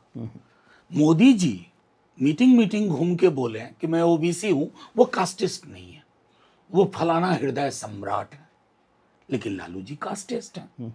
ये जो, देखिए, ये जो पूरी सोच है ना, इसमें बहुत धूर्तता है, इसमें बाजार भी है, बहुत कुछ है, घालमेल। हमारे जैसे युवा के लिए, जिसने राम जन्मभूमि, बाबरी मस्जिद का वो दौर देखा, उस दौर में हमें इस मुल्क में लगा, और आज भी लगता है, एक व्यक्ति जिसने कभी कॉम्प्रोमाइज नहीं किया। कई लोगों ने आंख मुचौली खेल ली सत्ता के समक्ष, उन्होंने नहीं खेला, उन्होंने कभी कोशिश नहीं की। तो ये मेरे लिए बहुत स्पष्ट था कि मुझे कहाँ जाना है। फिर यात्रा आपको शुरू हो कहाँ गई। जाना है ये आपकी चॉइस है, मैं उस पर नहीं जा रहा। नहीं नहीं, आपने जब कास्टिस्ट कहा, कास्ट का देखिए, इसको आप पॉलिटिकल ऑनेस्टी पर आते हैं। अच्छा, नहीं, मैं आपको ऑनेस्टी से ही समझाता हूँ। जी, आप लोग, आप बहुत, काफी बड़ा अनुभव है। 90 में हेडलाइन देखिए अखबारों की, जब लालू जी चुने गए, गरीब के नेता, जी, 95, गरीबों के दो, मसीहा। हाँ, 2000, 2005, 2010 पॉलिटिकल इकोनॉमी, मीडिया का काम करना शुरू किया। तो लालू जी किसके नेता हो गए? MOI। कभी बूथ पे जाकर के हमारा वोट देख लीजिएगा, किस बूथ पे किस कम्युनिटी का, किस कास्ट का कितना, क्वांटम कितना, तो पता चल जाएगा। लेकिन एक आसान लेंस है समझने का, MY समीकरण, ये टूटा, ये ध्वस्त हुआ, ये हमारे समीकरण नहीं है, ये मीडिया में बैठे अभिजात्य वर्ग के लोगों के समीकरण है। इस समीकरण से वो बिहार को देखते हैं और बिहार के बारे में कंक्लूसिव पीसेस लिख देते हैं, रिसाइकिल कर देते हैं पुराने लिखे पीसेस को, कुछ नया नहीं। इस दृष्टिकोण को मैं समझता हूं हमारे दल को भी शायद बदलने की जरूरत है। हम और दायरा बढ़ाएं और हम और नई शब्दावली गढ़ें, हम वर्ग और जाति दोनों को लेकर के एजिटेशनल पॉलिटिक्स में जाएं। लेकिन हमसे ज्यादा जरूरत है ये बड़े बौद्धिकों को, मीडिया के साथियों को अपना चश्मा उतारने की या पावर बदलने की। बहुत अच्छी बात आपने कही। अब इसको फिर पॉलिटिकल ऑनेस्टी पर आते हैं। एक शब्द बिल्कुल। आज का काम है पॉलिटिकल ऑनेस्टी का, जी जी, है ना। मनोज झा साहब जब आरजेडी ज्वाइन करते हैं, मतलब ज्वाइन करने की बात नहीं, मैं मनोज झा और आरजेडी को देखता हूँ, सिकंदर बख्त और बीजेपी को देखता हूँ, और भी बहुत सारे लोग हैं जिनका नाम, समाजवादी पार्टी जनेश्वर मिश्र को देखता हूँ। तो ये जो नाम है ना, तीन कॉम्बिनेशन अलग अलग वक्त के, अलग अलग लोगों के, ये है इंटेलेक्चुअल लेजिटिमेसी, यह है इंटेलेक्चुअल लेजिटिमेसी। ऐसा मैं समझता हूँ कि लालू जी को चाहिए मनोज झा, ताकि वो जो जाति का नैरेटिव बना हुआ, मान लीजिए नैरेटिव को मानते हैं, सच झूठ तो पता नहीं ना क्या हो रहा है, नैरेटिव है। बीजेपी को चाहिए कि वो हिंदुओं की पार्टी है, तो उसको एक नैरेटिव चाहिए कि मुसलमान चाहिए, तो वो सिकंदर बख्त चाहिए, कभी कभी मुख्तार अब्बास नकवी चाहिए, कभी शाहनवाज हुसैन चाहिए। समाजवादी पार्टी को यादवों ओबीसी से निकलना है तो जनेश्वर मिश्र चाहिए। आरजेडी सब पार्टियों का समर्थन करती है, मान लिया, मैं आपकी बात मान लूँ, मुझे कोई बहस नहीं करनी आपसे। 1997 में पार्टी बनी है। आज मैं याद कर रहा था कि क्या कॉम्बिनेशन होता है। 1977 में जनता दल से निकलते हैं लालू यादव और कांग्रेस से निकलती है ममता बनर्जी, दोनों का एक कॉम्बिनेशन, ऐसे ही कोइंसिडेंस की बात कर रहा हूं। 97 नहीं कह रहा हूँ मैं, 97 कोइंसिडेंस। 98 ममता जी, 98 में बनती है पार्टी 1 जनवरी 19। आज मैं याद कर रहा था 97 में क्या हुआ, आपको जानकारी है कि नहीं, कि कोलकाता में कांग्रेस का अधिवेशन हो रहा था नेताजी इंडोर स्टेडियम में, ठीक है। तो नेताजी इंडोर स्टेडियम में जब कांग्रेस का अधिवेशन हो रहा था, सीताराम केसरी अध्यक्ष थे, संतोष मोहन देव जी हुआ करते थे, वो चीफ विप थे, जितेंद्र प्रसाद, जो जितेंद्र प्रसाद के फादर हैं, वो बड़े लीडर होते थे। वो अधिवेशन अंदर एसी में चल रहा था और बाहर ममता जी यूथ कांग्रेस के लीडर्स के साथ प्रदर्शन कर रही थी और उस समय उन्होंने एक नारा दिया, आउटसाइडर वर्सेस इनसाइडर्स, और आउटसाइडर्स ने एक पार्टी बना ली। आज वो फुल सर्किल घूमकर वहीं आ गया जहाँ पर तृणमूल कांग्रेस खड़ी है। ऐसे 97 में जनता दल से निकल कर लालू यादव आए। मैं ये नहीं कह रहा कि लालू यादव जी ने कोई पॉलिटिकल डिच किया, बेईमानी की या नहीं की, लेकिन ये सोशलिस्ट के बिहेवियर, ये थोड़ा सा अलग आ गए हम आज आपने जब बात की, तो सोशलिस्ट के शायद बिहेवियर में है कि वो साथ रहते नहीं हैं। वो कर्पूरी ठाकुर से लेकर जॉर्ज फर्नांडिस से लेकर चौधरी चरण सिंह से लेकर मुलायम सिंह से लेकर लालू यादव से लेकर कभी रहते ही नहीं है। एक कास्टिस्ट कहावत है, कास्टिस्ट है, हो सकता है मैं कहूँ तो पता नहीं आपत्ति हो, उत्तर प्रदेश में कही जाती है कि 9 कानून जिए 12 चूल्हे। समाजवादियों के लिए भी ये कहा जा सकता है। वो रहते नहीं हैं अपने साथ, और जब फिर कभी कभी ये बात होती है इंडिया ब्लॉक के गठबंधन की, तो उसमें सारे के सारे समाजवादी हैं, वो कभी साथ नहीं रहते। वो मधु दंडवते हो, वो मधुलिमी हो, वो जॉर्ज फर्नांडिस हो, ये सारे उदाहरण मैं आपको एक बात कहूँ, ये अलग है रेफरेंस, लेकिन ऐसे याद आ गई बात। और इसमें ये मत इसको कहिए बुरा मत मानिएगा, आपको भी अपनी कंपनी, अपने दोस्तों को बदलना होगा जिनको आप सुनते हैं जी, या जिन किताबों को पढ़ते हैं जी, थोड़ी नई किताबें पढ़िए जी, थोड़े नए विश्लेषण के तरीके ढूंढिए। मैं क्यों कह रहा हूँ, हम जैसे लोग आपके समक्ष हैं, सत्ता महत्वपूर्ण नहीं है। आज आपके यहाँ ऑन रिकॉर्ड कह रहा हूँ, जी, कुछ सारी भी हो लड़ाई जाए, तो बिहार में नहीं सत्ता की लड़ाई कुछ लड़ते भी रहे। हो जाए, आपका ये आर्काइव में रहेगा ना, कभी आप नहीं पाइएगा कि मैंने आंख मिचौनी खेल ली विश्व की सबसे बड़ी पार्टी के साथ। तो नहीं, मुझे चूंकि आपने एक पूरी श्रृंखला बताई, कितनी आसानी से जनेश्वर मिश्र जी का कद आपने छोटा कर दिया, कितनी आसानी से लोहिया जी तक को अपने उसी खांचे का कद छोटा नहीं कर, जनेश्वर जी इसमें मिला। मैं आपने सवाल मुलायम सिंह यादव को जरूरत है जनेश्वर मिश्र की। आपने सवाल पूछा, अब मुझे जवाब देने दीजिए। मैं आपके सवाल कर रहा हूं, नहीं, आपका रेफरेंस मुलायम सिंह यादव को जनेश्वर मिश्र चाहिए, जनेश्वर मिश्र का कद मैं छोटा दोनों को दोनों चाहिए। आप कहाँ एक तरफा बातें कर रहे हैं? ये पॉलिटिक्स इंटेलेक्चुअल लेजिटिमेसी की बात कर रहा हूं मैं। No, that's a poor phrase, very poor phrase. Mulayam Singh doesn't need intellectual legitimacy. Lalu ji doesn't need intellectual legitimacy. And I don't need affirmation from anyone. Why are you here? देखिए, choice होती है, political choices ideology पे होती है, जो कि आज के दिन में नहीं महत्वपूर्ण है, बिल्कुल एकदम महत्वपूर्ण नहीं है। आज तो वो जो कहते हैं ना कि इधर दिखता रहे और शाम को उधर का हो जाए, और जो इधर का दिखता रहे उधर का हो जाए। बहुत तारीफ होती है कि ये देखो वो आदमी अपने कमरे में बैठा, जो चाणक्य है ना, वो बैठे बैठे सेट कर दिया। I do agree. उस तरह के एनालिसिस से आप ये हासिल करिएगा। मेरा सिर्फ ये कहना है कि भारत में समाजवादी आंदोलन की एक धारा रही है जी। और आज भी आपसे कह रहा हूं, ये टेम्पररी उतार चढ़ाव पे मत जाइए। नहीं, मैं पावर के साथ नहीं जोड़ता किसी सिस्टम को। मुझे खत्म कर लेने दीजिए।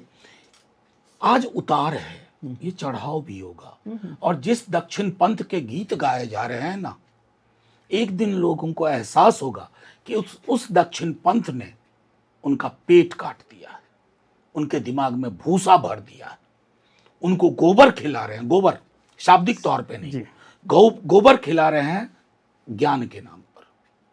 सुबह सुबह व्हाट्सएप फॉरवर्ड आता है, हम जानते हैं हम उतने व्हाट्सएप फॉरवर्ड नहीं भेज सकते, हमारी क्षमता नहीं है, संसाधन नहीं है, लेकिन स्पेंगलर कहते हैं ना, rise and fall of civilization, तो उसी तरह rise and fall of ideology होता है। बस थोड़ा इंतजार करिए, और बाइनरी में चीजों को युग्मक में मत देखिए। सर ये नहीं है मेरी चिंता, दक्षिणपंथी नहीं है, मेरे पास तो कोई व्हाट्सएप नहीं आ रहा। नहीं, आपके पास नहीं आ रहा, लेकिन आपकी शब्दावली में अगर वो शब्द प्रवेश कर चुके हैं, प्रवेश नहीं कर चुके हैं, फिर से बात करते हैं ना, फिर पॉलिटिकल ऑनेस्टी कराते हैं। मैं इसलिए कह रहा हूं कि जब आपके शब्दों का चयन ऐसा होगा ना, तो हम जैसे लोगों को भी लगता है। काटिए ना, मैं इसे देखिए, मैंने कहा ना, मैं उन पत्रकारों में से नहीं कि जो मैं अपनी बात, मैं आपको सुनने आया हूँ, तो आप मुझको सुनिए। हाँ। तो जो मैंने आपसे कहा वो मैं फिर दोहरा रहा हूं कि धाराएं विलीन नहीं होती हैं, धाराओं को समझने के लिए युग्मक का इस्तेमाल मत करिए कि intellectual legitimacy, they don't need legitimacy. Mass leader को ना लेजिटिमेसी नहीं चाहिए होती है, मैनेजेरियल लीडरशिप को लेजिटिमेसी चाहिए होती है। There is a difference between charismatic mass leader and managerial leader, और इस पर काफी विस्तार से लिखा जा चुका है, बोला जा चुका है। अगर आप दक्षिण पंथ पर चर्चा करेंगे तो हम दक्षिण पंथ पर करेंगे, मुझे तो आपत्ति नहीं, दक्षिण पंथ पर तो चर्चा होनी चाहिए क्योंकि अभी समाज दक्षिण पंथ का ज़्यादा चल रहा है। लेकिन फिर से मैं पॉलिटिकल ऑनेस्टी पर आता हूँ, आपके साथ पता नहीं क्यों पॉलिटिकल ऑनेस्टी पर बात हाँ, बिल्कुल करने का मन करिए कर ना। रहा। जो आपने कहा कि सत्ता पक्ष की बात नहीं कर रहे, यदि चौधरी चरण सिंह की बात करूँ मैंने उस समय से, मैं आप शायद बाद में आए, मैं उससे पहले से चौधरी चरण सिंह को देखता हूँ। वो मैंने देखा ही नहीं। चौधरी चरण सिंह वो कर नहीं, मैंने भी नहीं देखा लेकिन पढ़ा। चौधरी चरण सिंह वो आदमी है, जब जनता पार्टी बन रही होती है तो सबसे पहले तोड़ने वाले वो आदमी होते, बनाने ही नहीं देते पहली बात तो, यदि आप पढ़ेंगे कभी जनता पार्टी जब बन रही थी तो। लेकिन जब जनता पार्टी की सरकार बन जाती है तो इंदिरा गांधी को गिरफ्तार करवाने की मांग रखने वाले आदमी होते हैं चौधरी चरण सिंह, और मोरारजी देसाई की सरकार गिरती है तो चौधरी चरण सिंह इंदिरा गांधी ये के सब साथ जानता हूँ, पढ़ चुका हूँ नहीं, आप कई किताबों में, हाँ, कई किताबों में। लालू जी के लिए अभी हमने नीतीश कुमार जी के लिए बहुत कहा पलटू राम, लेकिन वो पलटू राम तो नरेंद्र मोदी भी हैं, वो पलटू राम तो लालू यादव भी हैं। नीतीश कुमार को क्यों विलेन बनाना, खाली लालू यादव भी तो उनके साथ आए, गए कि नहीं गए? पलटू राम लालू यादव भी आपको हैं पता और है? अमित शाह भी हैं। नहीं, क्योंकि नहीं, सुन लीजिए मैम, हाँ बिल्कुल। हम पलटू राम तो तब भी हो रहे हैं ना, और वो पावर के लिए हो रहे हैं। और आप बनाते हैं इंडिया ब्लॉक, 2023 की 22 की बात कर रहा हूँ, और आप बनाते हैं राहुल गांधी को दूल्हा जब नीतीश कुमार बनते हैं इंडिया ब्लॉक के अध्यक्ष। क्यों करते हैं? क्यों करते हैं? नहीं, तो आपका सवाल क्या मैं है? सवाल इसमें ये कर रहा हूँ, आप ये कह रहे हैं क्योंकि आप समय के अपने हिसाब से चीज, लालू यादव इंडिया ब्लॉक को मैं पहले ही गलती के तौर पर समझता हूँ, मैं समझता हूँ, आप उसको करेक्ट कर सकते हैं कि जब नीतीश कुमार को, जो वो उधर से इधर आ गए थे, किन कारणों से आए मैं उस पर नहीं जा रहा, ये वो कैसे नहीं जाइएगा, किन कारणों से आ गए, ये कमाल की बात कर रहे हैं। अच्छा, आप कारणों को बताइए। नहीं, पहले पूरा सवाल मैं ये सवाल ये कर रहा तफसील हूँ से पूछ कि भाई लीजिए, क्या तब आपको मैं लगता है कि इंडिया ब्लॉक की वो बैठक जिसमें नीतीश कुमार उठकर गए, उसकी एक बड़ी वजह ममता बनर्जी थी, दूसरी बड़ी वजह लालू यादव थे, जिन्होंने राहुल गांधी को दूल्हा कहा उस बारात का। कहाँ कहाँ की बातें जोड़ते हैं। दूल्हे की उपमा उन्होंने पटना में दी थी। पटना में दी थी, नहीं, मतलब वो नहीं, मैं उस रेफरेंस की बात कर रहा हूँ। हो प्लीज। और वो मीटिंग जिसका आप जिक्र कर रहे हैं, जिससे नीतीश जी निकले, वो दूसरी जगह पे हुई, लेकिन वो रेफरेंसेस तो नहीं प्लीज। आपने क्या किया फिर? घोर अवैज्ञानिक काम किया। दो अलग अलग, इसी को कहते हैं सेलेक्ट। एड ऑन तो होती है ना। नहीं सुनिए, तो इसको कहते हैं हमारे यहाँ, अगर आप मेरे स्टूडेंट होते तो मैं कहता कि रेफरेंस चेक किया करो। ये पुअर रेफरेंसिंग है, खैर उसमें मैं नहीं पुअर रेफरेंसिंग नहीं है, मुझे दोनों जगह अलग अलग पता, मैं ये नहीं कह रहा कि उस बैठक में मर्ज मत करिए दोनों जी, मर्ज चीजों नहीं को। कर रहा। आपके सवाल में दोनों मर्ज हो रहे थे। मैंने विस्तार से एक व्यक्ति को अभी हाल में इंटरव्यू दिया है, और उन्होंने अपने अखबार में भी छापा है, नीतीश जी गए नहीं थे, ले जाए गए थे। जिस चाणक्य के गुण गाए जाते हैं ना मीडिया में, उन चाणक्य महोदय ने कुछ सिलसिलेवार ढंग से तैयारी की, तो मैं कतई नहीं मानता कि नीतीश जी गए थे, नीतीश जी ले जाए गए थे। अब तो इस सवाल का जवाब यहीं खत्म हो गया। हाँ चलिए, मान लिया। दूसरा महत्वपूर्ण सवाल, अमित शाह बोलिए ना, चाणक्य क्यों बोलते हैं? नहीं देखिए, चूंकि मैं कुछ व्यक्तियों के नाम, वो कितने व्यक्तियों के नाम आपने मेरे मुंह से सुने। मैं व्यक्ति केंद्रित विमर्श में जाना नहीं चाहता। मैं जानता हूं इस देश में ईडी, आईटी, सीबीआई की क्या भूमिका है, मीडिया पर, मीडिया बैरोन्स पे क्या इसका प्रभाव है। मैं आपको सिर्फ इतना कहना चाहता हूं कि इंडिया ब्लॉक जो आइडिया था ना, वो एक आइडिया के रूप में चूका नहीं है, वो एक वैकल्पिक प्रस्थापना का आइडिया था। व्यक्ति आएंगे जाएंगे, ऐसा थोड़ी है, लेकिन वो आइडिया वो बरकरार रहेगा। और वो आइडिया इसलिए आवश्यक है क्योंकि इंटरेस्टिंगली आपको बताऊं, संभवतः जब तक आप ये वीडियो रिलीज करेंगे तब तक मीडिया में एक गाना बजाया जाएगा कि नेहरू के कंटिन्यूअस टेन्योर को मोदी जी पार कर गए। मेरा इंटरेस्ट नहीं है। आपका नहीं है, आपका नहीं है। मैं आपको जो कह रहा हूं वो उसको गौर से सुनिए। मैंने इस पर विस्तार से लिखा। लोग गंभीर चर्चा और गंभीर विमर्श नहीं चाहते। नेहरू को कौन सा हिंदुस्तान मिला था? लहूलुहान। मैं इस पर चर्चा करता हूँ। नहीं। आप इस लाइन पे हम दोनों एक हैं मेरे ख्याल हाँ, से। तो ठीक है। मैं आपको बता रहा हूँ। जी। तो लेकिन अब वो तुरही बजेगी इस माहौल में जहाँ नीट के लिए अकाउंटेबिलिटी नहीं है, सीयूईटी के लिए अकाउंटेबिलिटी नहीं है। 12 में अगर आप पत्रकारिता कर रहे होते ना, तो आप कहते इस्तीफा दो, पीएम इस्तीफा दो, क्योंकि इस आत्म केंद्रित कैबिनेट में कैबिनेट मंत्री का इस्तीफा बेमानी है, क्योंकि मंत्रीगण अपने कमरे का गमला तक नहीं बदल सकते, टेबल का साइज और टेबल की दिशा तक नहीं तय कर सकते। तो buck should stop somewhere and we all know where. Prime minister से होना चाहिए था, लेकिन कोई फर्क नहीं पड़ता। लोग मर जाएं दिल्ली में आगजनी में, सवाल सिस्टम पे आके ठहर जाएगा कि सिस्टम दुरुस्त करना होगा। सिस्टम के पीछे के व्यक्ति, उसका नाम, प्रधानमंत्री, मुख्यमंत्री की चर्चा नहीं होगी। इसलिए जिस युग की बात आप कर रहे थे, जिस युग से मेरे से सवाल कर रहे थे, और इस युग में इतना बड़ा फर्क आ गया है कि हमें उस फर्क को पाटने में, और कल को अगर एक वैकल्पिक सरकार बनती है, एक अलग सी सरकार बनती है जो इनसे अलग होगी, तो इस देश के कल पुर्जों को रिपेयर करने में कई बरस लग जाएंगे। तो चाय भी आ गई मनोज झा साहब की। चाय भी उतनी गर्म जितनी बातचीत गर्म हो रही है। नहीं, गरम कतई नहीं हुई। गर्म मतलब कि विषय गर्म थे। सर, मैं नारी वंदन अधिनियम पर आपका भाषण सुन रहा था लोकसभा, राज्यसभा में, माफ कीजिए। 12 साढ़े 12 मिनट का भाषण, 13 मिनट का भाषण। उसमें नारी वंदन को लेकर आपने थोड़ा सा रिएक्ट ऐसे किया, तो उससे जुड़ा एक सवाल मुझे समझ में आया कि क्या सेक्युलर पार्टीज के लिए ये जो कल्चरली अनकंफर्टेबल होता है हिंदू सिंबोलिज्म? नहीं, ऐसा कतई नहीं। मैं आपको हिंदू आइडेंटिटी? नहीं, ये मेरा इस पर थोड़ा काम भी है, और मैं इस मामले में लोहिया जी को बहुत मानता हूँ।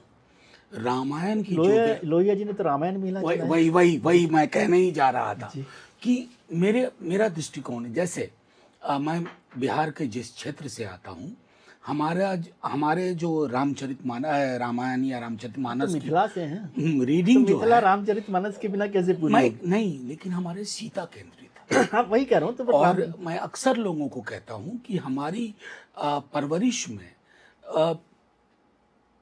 धार्मिक सिंबल ओढ़ी हुई नहीं थी, मतलब उस आस्तीन में लेकर नहीं चलने पूरे वाली। हिंदुस्तान में मेरे ख्याल से ऐसा था। वो चीज, ये जो आडंबरवाद है, आडंबरवाद से थोड़ा भेद है।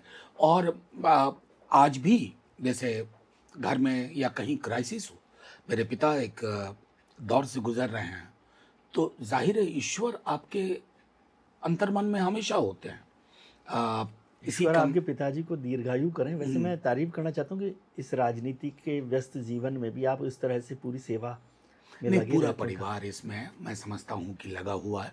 खैर, मैं आपके उस पर आता हूँ कि हमारे लिए वो दिक्कत नहीं है सिंबॉलिज्म, बल्कि नेहरू ने तो इस देश को सिखाया। नेहरू ने सिखाया कि सारे सिंबल एक साथ रह सकते हैं। एक सिंबल दूसरे से कभी ये नहीं कहेगा कि चल दूर हट, तेरी कोई आवश्यकता नहीं है, तू हमारे हिंदुस्तान में नहीं रह सकता।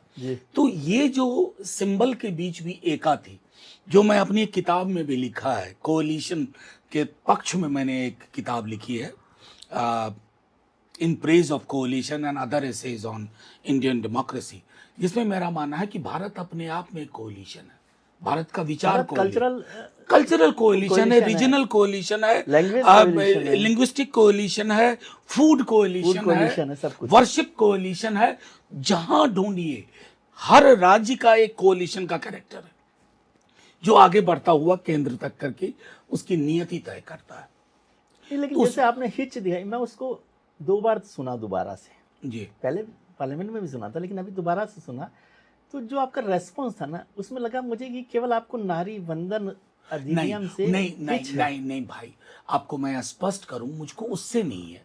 मुझको लगता है ना कि इन दिनों मतलब बिल की जो आत्मा उससे परेशानी हो तो समझ आती है। नहीं, इन लोगों ने इस बीच में जितने भी बिल्स के नाम रखे हैं, माफी के साथ कहता हूं, बिल्स ऐसे होना कि वो पॉपुलर तुरंत हो जाए। अभी उन्होंने मनरेगा को किया है वीजी राम जी, कुछ किया। मैं देख रहा था कि हमारे मिनिस्टर साहब शिवराज सिंह जी बिना कागज देखे बोल ही नहीं पा रहे थे।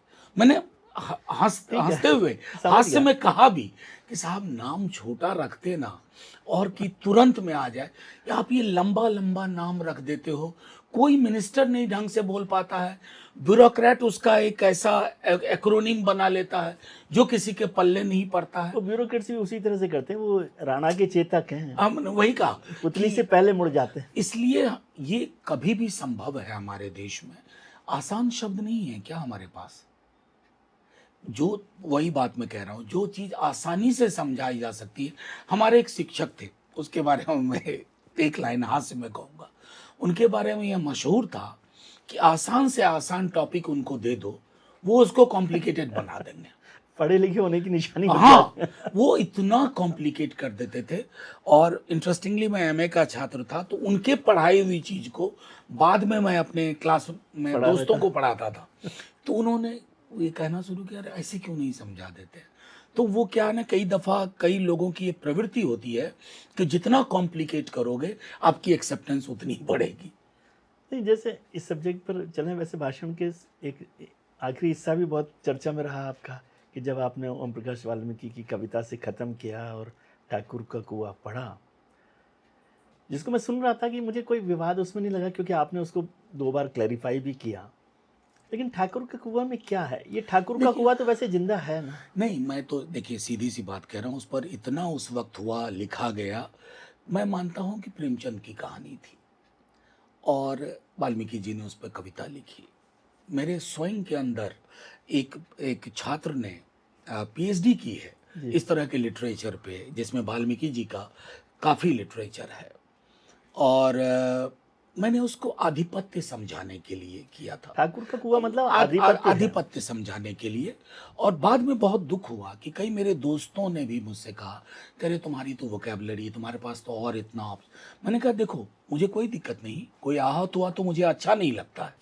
अगर किसी को भी, 2 व्यक्ति भी मेरी किसी बात से आहत हो, जैसे इस इंटरव्यू में आपको अगर मेरी किसी बात से आहत होंगे, तो ये मेरे लिए कतई गर्व का क्षण नहीं होगा, मुझे कहीं ना कहीं अफेक्ट करेगा। लेकिन महत्वपूर्ण ये है कि क्या इस देश में, जैसे अगर मैं ब्राह्मणवाद की बात करूं, ब्राह्मण नाराज क्यों होगा भाई? ब्राह्मणवाद तो किसी में भी हो सकता है। ब्राह्मणवाद कोई कास्ट से नहीं, रिलेटेड वही, लेकिन वो जो एक, माफ कीजिएगा, आधुनिक हम हो रहे हैं, लेकिन एक लेवल पे हम उतनी अंदर ही से तेजी से पीछे भी पीछे जा जा रहे रहे हैं। हैं। और ये आधुनिकता और मध्ययुगीन चीजें एक साथ चल रही हैं। और जो, जैसे मैंने सच्ची रामायण पढ़ी, यहाँ रिपोर्टिंग बिल्कुल नहीं हुई, लेकिन मुझे डीएमके, एआईडीएमके के साथियों ने बाद में तमिलनाडु के अखबारों की कटिंग भेजी। तो क्यों हम कल्चरली एक जैसा नहीं सोच सकते हैं? बाय एंड लार्ज पेरियार तो नेशनल आइकन है, आप उनकी हर बात से सहमत नहीं हो सकते हैं। नेहरू कोई की भी हर आदि- कोई भी नेहरू हो, की हर वो बात से राम सहमत से नहीं हो लेकर, सकते हैं, नेहरू से लेकर मतलब मोदी ईश्वर तक। की हर बात से सहमत ईश्वर- नहीं हो सकते हैं। हिंदुइज्म में ये लेकिन और कहा था। लेकिन हर महापुरुष में, हर ऐसे व्यक्ति में जिसने समाज में एक छाप छोड़ी है, उसके अंदर कुछ ऐसा है जिस पर विवेचना और विश्लेषण जारी रहना चाहिए। लेकिन उसमें एक इंटरेस्टिंग बात जो मुझे जानकारी मिली, पता नहीं करेक्ट है कि नहीं, कि आपने जब ये कविता पढ़ी तो आपके पास एक और कविता थी अदम गोडवी साहब की। हाँ। अदम गोडवी मेरे पसंदीदा लोगों में से हैं। आपको बिल्कुल ये नहीं पता कहाँ से चला आपको ये कहीं मैंने इंटरव्यू में बोला नहीं, कि मुझे हाँ, नहीं पता, लेकिन जानकारी हाँ, मिली। मेरे कौन पास सी थी कविता वो थी अदम कविता गोडवी थी, की? क्योंकि वो पार्लियामेंट तो नहीं है ये। नहीं, वो कविता थी, बेहद खूबसूरत कविता है। चमारों के गली में हाँ, ले चलो। चमारों की गली में, लेकिन चूंकि उस शब्द के एक्सपंज हो जाने का खतरा था, क्योंकि आमतौर पे वो एक्सेप्ट नहीं होता है पार्लियामेंट्री डिस्कोर्स में, तो मैंने उसे खारिज कर दिया था कि नहीं, इसे नहीं पढ़ा जाए। अब पार्लियामेंट में तो शेर में झूठ बोल दे तो भी एक्सपेंस हो जाता नहीं, वो तो मैं कई दफा देखा हूँ।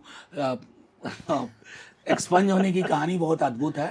थैंकफुली मैं अब तक, मेरे भाषण का कोई हिस्सा एक्सपंज नहीं हुआ है। है। नहीं, लेकिन आप तो प्रधानमंत्री का भाषण एक्सपेंस नहीं, करवाते हैं। उसमें भी देखिए, मैं एक बात कहूँ, सर, ये बहुत महत्वपूर्ण घटना है। मैं हाँ, पार्लियामेंट 40 साल कवर किया। मैं 2018 की ये घटना है।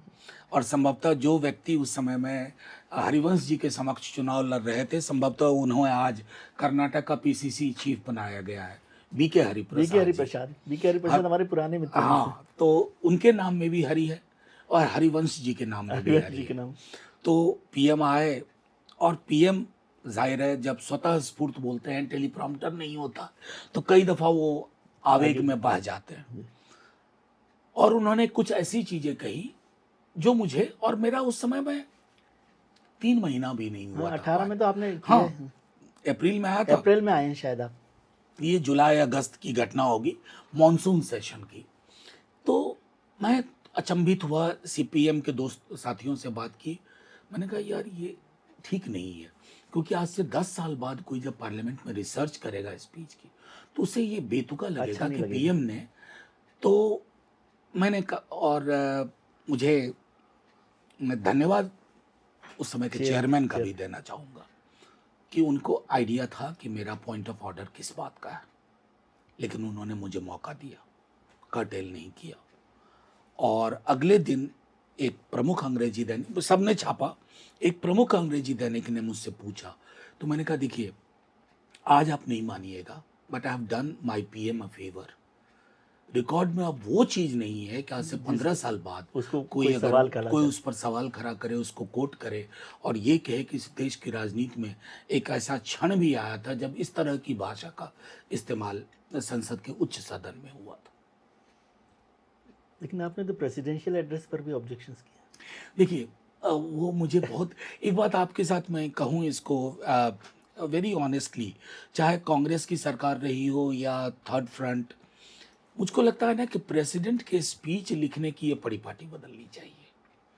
सरकार अगर का स्टेटमेंट। हाँ, मुझको लगता है कि थोड़ा बदलाव इसमें हम कर सकते हैं एज ए मैच्योर डेमोक्रेसी, कि गवर्नर का एड्रेस सिर्फ सीएम की कैबिनेट का रिकमेंडेशन ना हो, या ऑनरेबल प्रेसिडेंट का एड्रेस उनको कम से कम इतनी स्पेस हो कि अगर वो टेलीविजन पे अगलगी देख रही हैं, भूखमरी देख रही हैं, तो उनका उनका उनका अभिभाषण शमशान में विवाह का गीत ना लगे। ये किया जा सकता है। गंभीर टिप्पणी है। और उस आदमी से जो किसी समय इंडिया ब्लॉक का या अपोजिशन का डेप्टी चेयरपर्सन का मेंबर वो भी हो, कैंडिडेट भी हो। देखिए उन सब चीज़ों में आपका अपना दखल नहीं होता। हालांकि मैं उस पद के लिए, मेरे अंदर कभी लालसा नहीं रही। मुझे लगा कि वो एक ऐसा पद है जो आप वहाँ चले गए तो बोलने के अधिकार से आप वंचित हो गए। अब आप सिर्फ दूसरों को बुलवाओ, उनका वक्त देखो, घंटी बजाओ, बैठ जाओ। ये इसके अलावा मैं थोड़ा सा लालची आदमी हूँ। हाँ बताइए। हो सकता है, मैं चाहता था कि बात खत्म करें, लेकिन आपने ऐसा इशू छेड़ दिया। पद को लेकर आपने कहा गवर्नर को या प्रेसिडेंट को स्पेस होना चाहिए। सारा झगड़ा ही आजकल ये चल रहा है। गवर्नर के जो पावर यूज़ करने की जो डिबेट शुरू हुई है, और एक इलेक्टेड गवर्नमेंट वर्सेस गवर्नर्स, और जो सुप्रीम कोर्ट तक पहुंच गए कि प्रेसिडेंट ने अपनी तरफ से लेटर भी भेज दिया रेफरेंस के लिए, और सुप्रीम कोर्ट ने जवाब भी दे दिया, और बिल्स को लेकर जो सारे झगड़ा हुआ।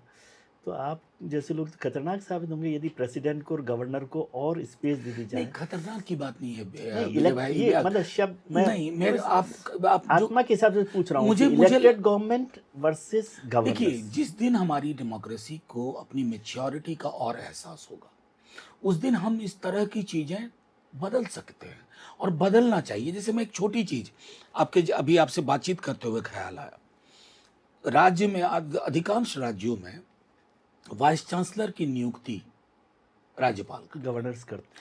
अब क्या है ना कि अगर विश्वविद्यालयों की स्थिति ठीक नहीं है, वीसी परफॉर्म नहीं कर रहे हैं, स्टूडेंट सफर कर रहे हैं या टीचर सफर कर रहे हैं, तो इलेक्टेड गवर्नमेंट अकाउंटेबल है, लेकिन वीसी के चयन में उसकी कोई भूमिका नहीं है। ये मेरा मानना है कि इसमें बदलाव होना चाहिए। देखिए, जिससे अकाउंटेबिलिटी सीख करते हैं, इन प्रिंसिपल बात कीजिए ना मुझसे कि इलेक्टेड गवर्नमेंट मोर पावरफुल और governor should be more powerful. नहीं, देखिए गवर्नर के पद को लेकर के तो मुझको लगता है कि शायद एक एहसास हम सब के बीच में हो, कंसेंसस बिल्ड हो to do away with this. जैसे कि प्रेसिडेंट जो है वो हमारे चूंकि फौज से भी एक रिश्ता है, उसके बारे में काफी सोच समझ के, हाँ, तो उस पर मैं टिप्पणी नहीं। लेकिन गवर्नर के बारे में जो दिक्कतें शुरू हुई थी 70 के दशक में, अब वो अवसाद का रूप ले चुकी है, महारोग हो गया है। मतलब गवर्नर का मतलब होता है रोड ब्लॉक। गवर्नर के यहाँ फाइल गई तो लौट के आएगी। मतलब अपोजिशन रूल्ड स्टेट्स की मैं ये जी, गाथा कह ठीक रहा है, हूँ। हाँ, उसी को चाहे किसी की सरकार रही हो, ये मैंने देखा है।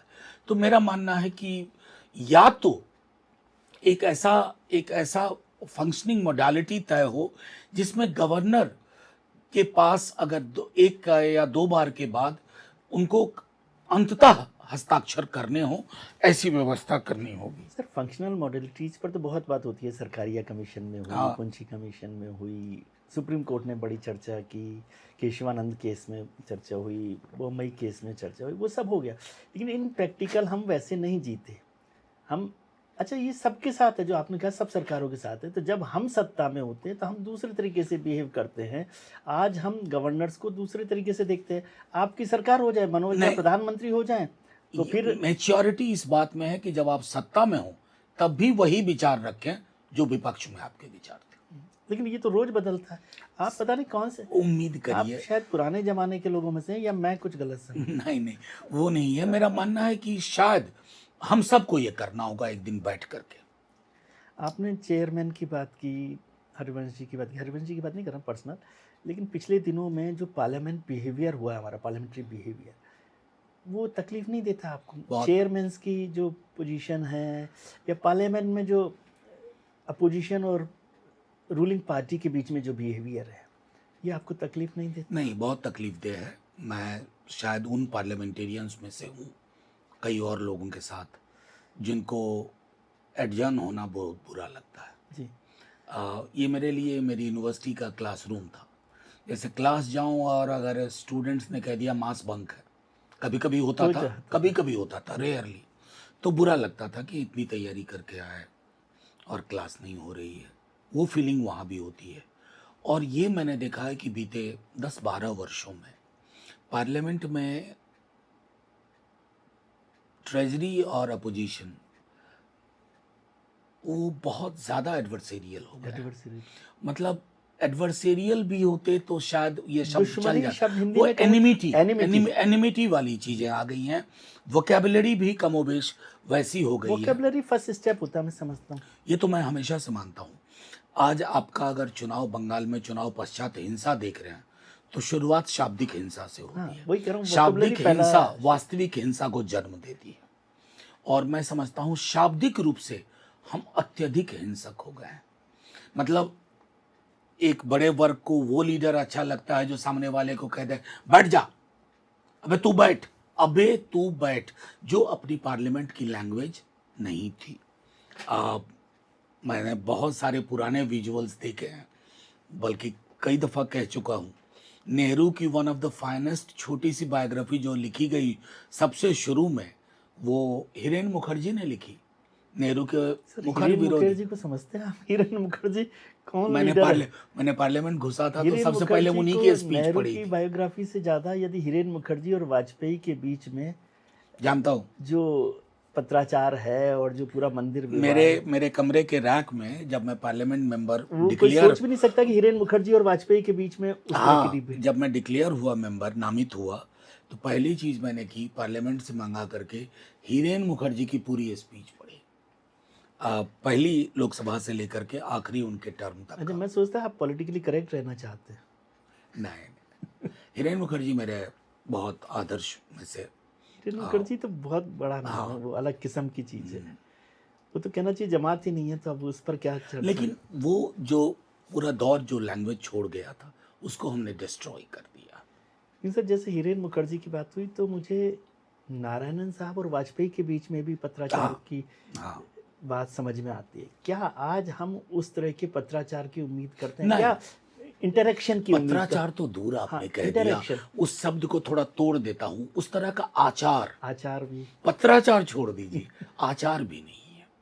मतलब अब तो ये मुश्किल है कि अगर आपने अपोजिशन के या अपोजिशन ने किसी, जैसे मेरे जीवन में कई अवसर आए, कोविड पे जब मेरा स्पीच हुआ तो मुझको उस समय के बहुत सारे मिनिस्टर्स ने आके, बीजेपी के मिनिस्टर्स ने बधाई दी और कहा कि ये कलेक्टिव फेल्यूर। कलेक्टिव, ये हम सब का की ओर से तुम बोले। ऐसे कई अवसर आते हैं और वो क्षण मुझे बेहद अच्छा लगता है पार्लियामेंट का, जब कटिंग अक्रॉस पॉलिटिकल डिवाइड आपकी बात सुनी जाती है। लेकिन ओवरऑल अगर मैं देखूं तो पार्लियामेंट का मौसम बदलना चाहिए। ये ना बदलने वाला मौसम सा हो गया है, बहुत फ्रिजिड, बहुत हॉट, मतलब एक साथ लू और सर्द हवा साथ में एक चल साथ रही चल है, रही है, तो वो ये अच्छा है, उचित नहीं है। अच्छा लगता है।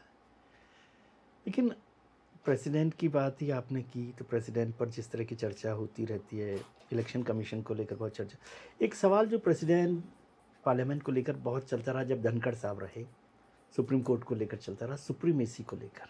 आपका सब्जेक्ट, प्रिय सब्जेक्ट है कॉन्स्टिट्यूशन, तो ये कॉन्स्टिट्यूशनल सुप्रीमेसी से सुप्रीम कोर्ट की सुप्रीमेसी, पार्लियामेंट की सुप्रीमेसी क्या है? नहीं, देखिए, मुझको लगता है ना कि ये बहुत ही गंभीर सवाल है हाँ, हमारे जैसे मुल्क के लिए, जहां मैं अभी भी मानता हूं कि हमारी संस्थाएं बहुत मजबूत हैं, लेकिन इनको और एक एक बेहतर आर्किटेक्चर हासिल करना है।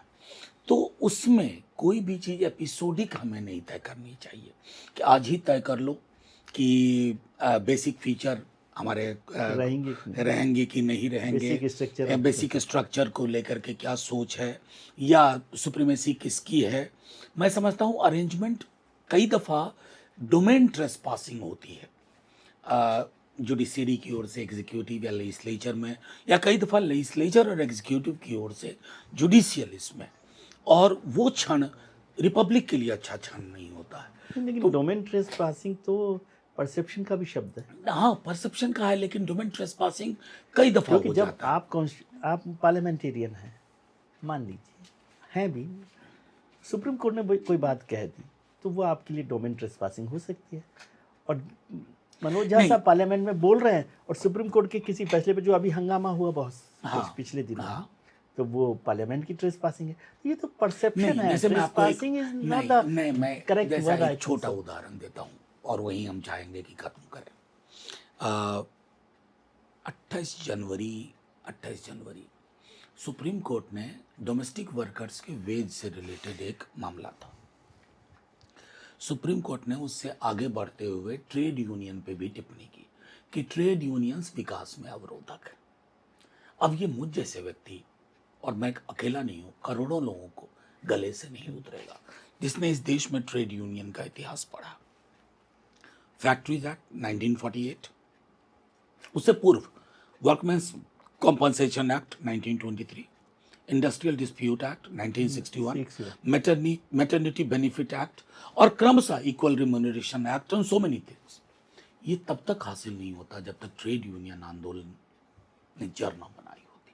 तो ये टिप्पणी मुझको लगा कि लेकिन माननीय आप तो सर्वोच्च न्यायालय इलेक्शन को कमीशन के अपॉइंटमेंट पे भी ट्रेस पासिंग समझते नहीं, हैं। देखिए, उसमें एक आपका मतलब वही, आपका हाँ, जो मैं बिरादरी समझ है गया। जी। उसमें अब जैसे पहले एक व्यवस्था थी, सुप्रीम कोर्ट, पहले तो कोई व्यवस्था ही नहीं नहीं थी नहीं, सर, सुप्रीम करेक्ट कोर्ट कीजिए। बीच में सुप्रीम कोर्ट वाला अरेंजमेंट था कि सुप्रीम कोर्ट के चीफ अरेंजमेंट नहीं जस्टिस, था सर, अरेंजमेंट था।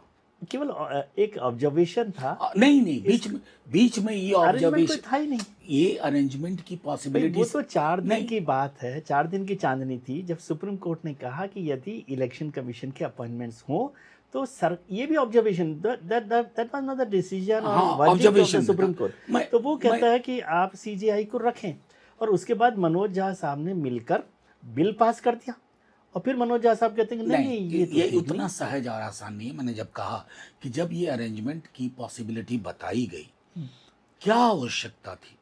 क्योंकि देखिए, आज की ही मत सोचिए, कल को किसी और की सरकार होगी। मैं किसी भी सरकार किसी भी सरकार, नहीं, हम किसी भी जनरल बात कर नहीं, रहे हैं। किसी भी सरकार को यह अख्तियार नहीं होना चाहिए कि डिसीजन मेकिंग में 2 और 1 हमेशा अलग रहे।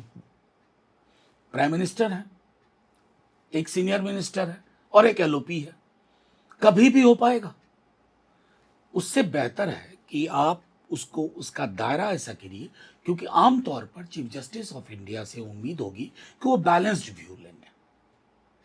सर, आप तो रोजाना सीजीआई के फैसलों पर, सीजीआई के नहीं, बयानों रोजाना पर, नहीं, मतलब रोजाना नहीं, बहुत सारे मामलों नहीं, पर हम लोग सवाल करते नहीं हैं। सवाल करते लेकिन हो, इसको समझिए, नहीं, वो इसको, सवाल इसको दूसरे पक्ष की तरफ से समझिए कि 75 साल तो आप अपनी पर्चियों से, अध्यक्ष की पर्ची से चीफ इलेक्शन कमिश्नर बनाते रहे।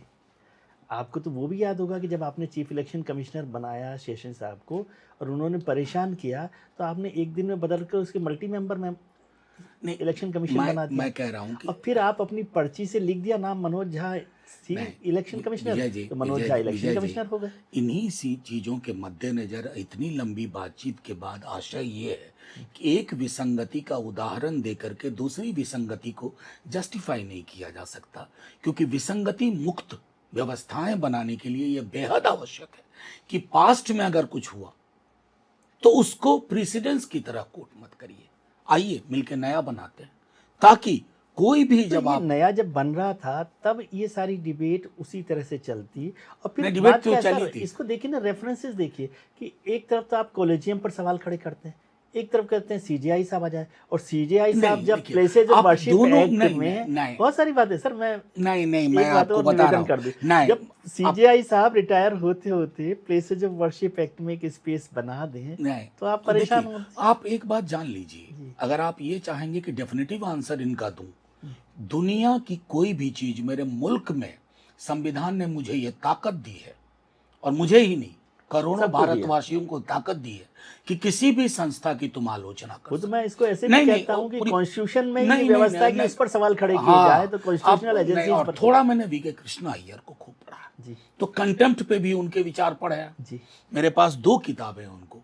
मैं पूरी तैयारी के साथ कहता हूं कि इन सवालों को पूछना कंटेम्प्ट नहीं है। हाँ, कंटेम्प्ट मैं सुप्रीम कोर्ट देश में अक्सर ऐसा होता है कि डार्क टनल में रोशनी की उम्मीद होती है, उस रोशनी की उम्मीद को अगर मैं जुगनू बनता देखूंगा तो कष्ट होगा, मैं सवाल करूंगा। रोशनी होगी, अच्छा लगेगा। अगर मेरी सरकार का व्यवहार निंदा योग्य है, आलोचना योग्य है, वो करूंगा।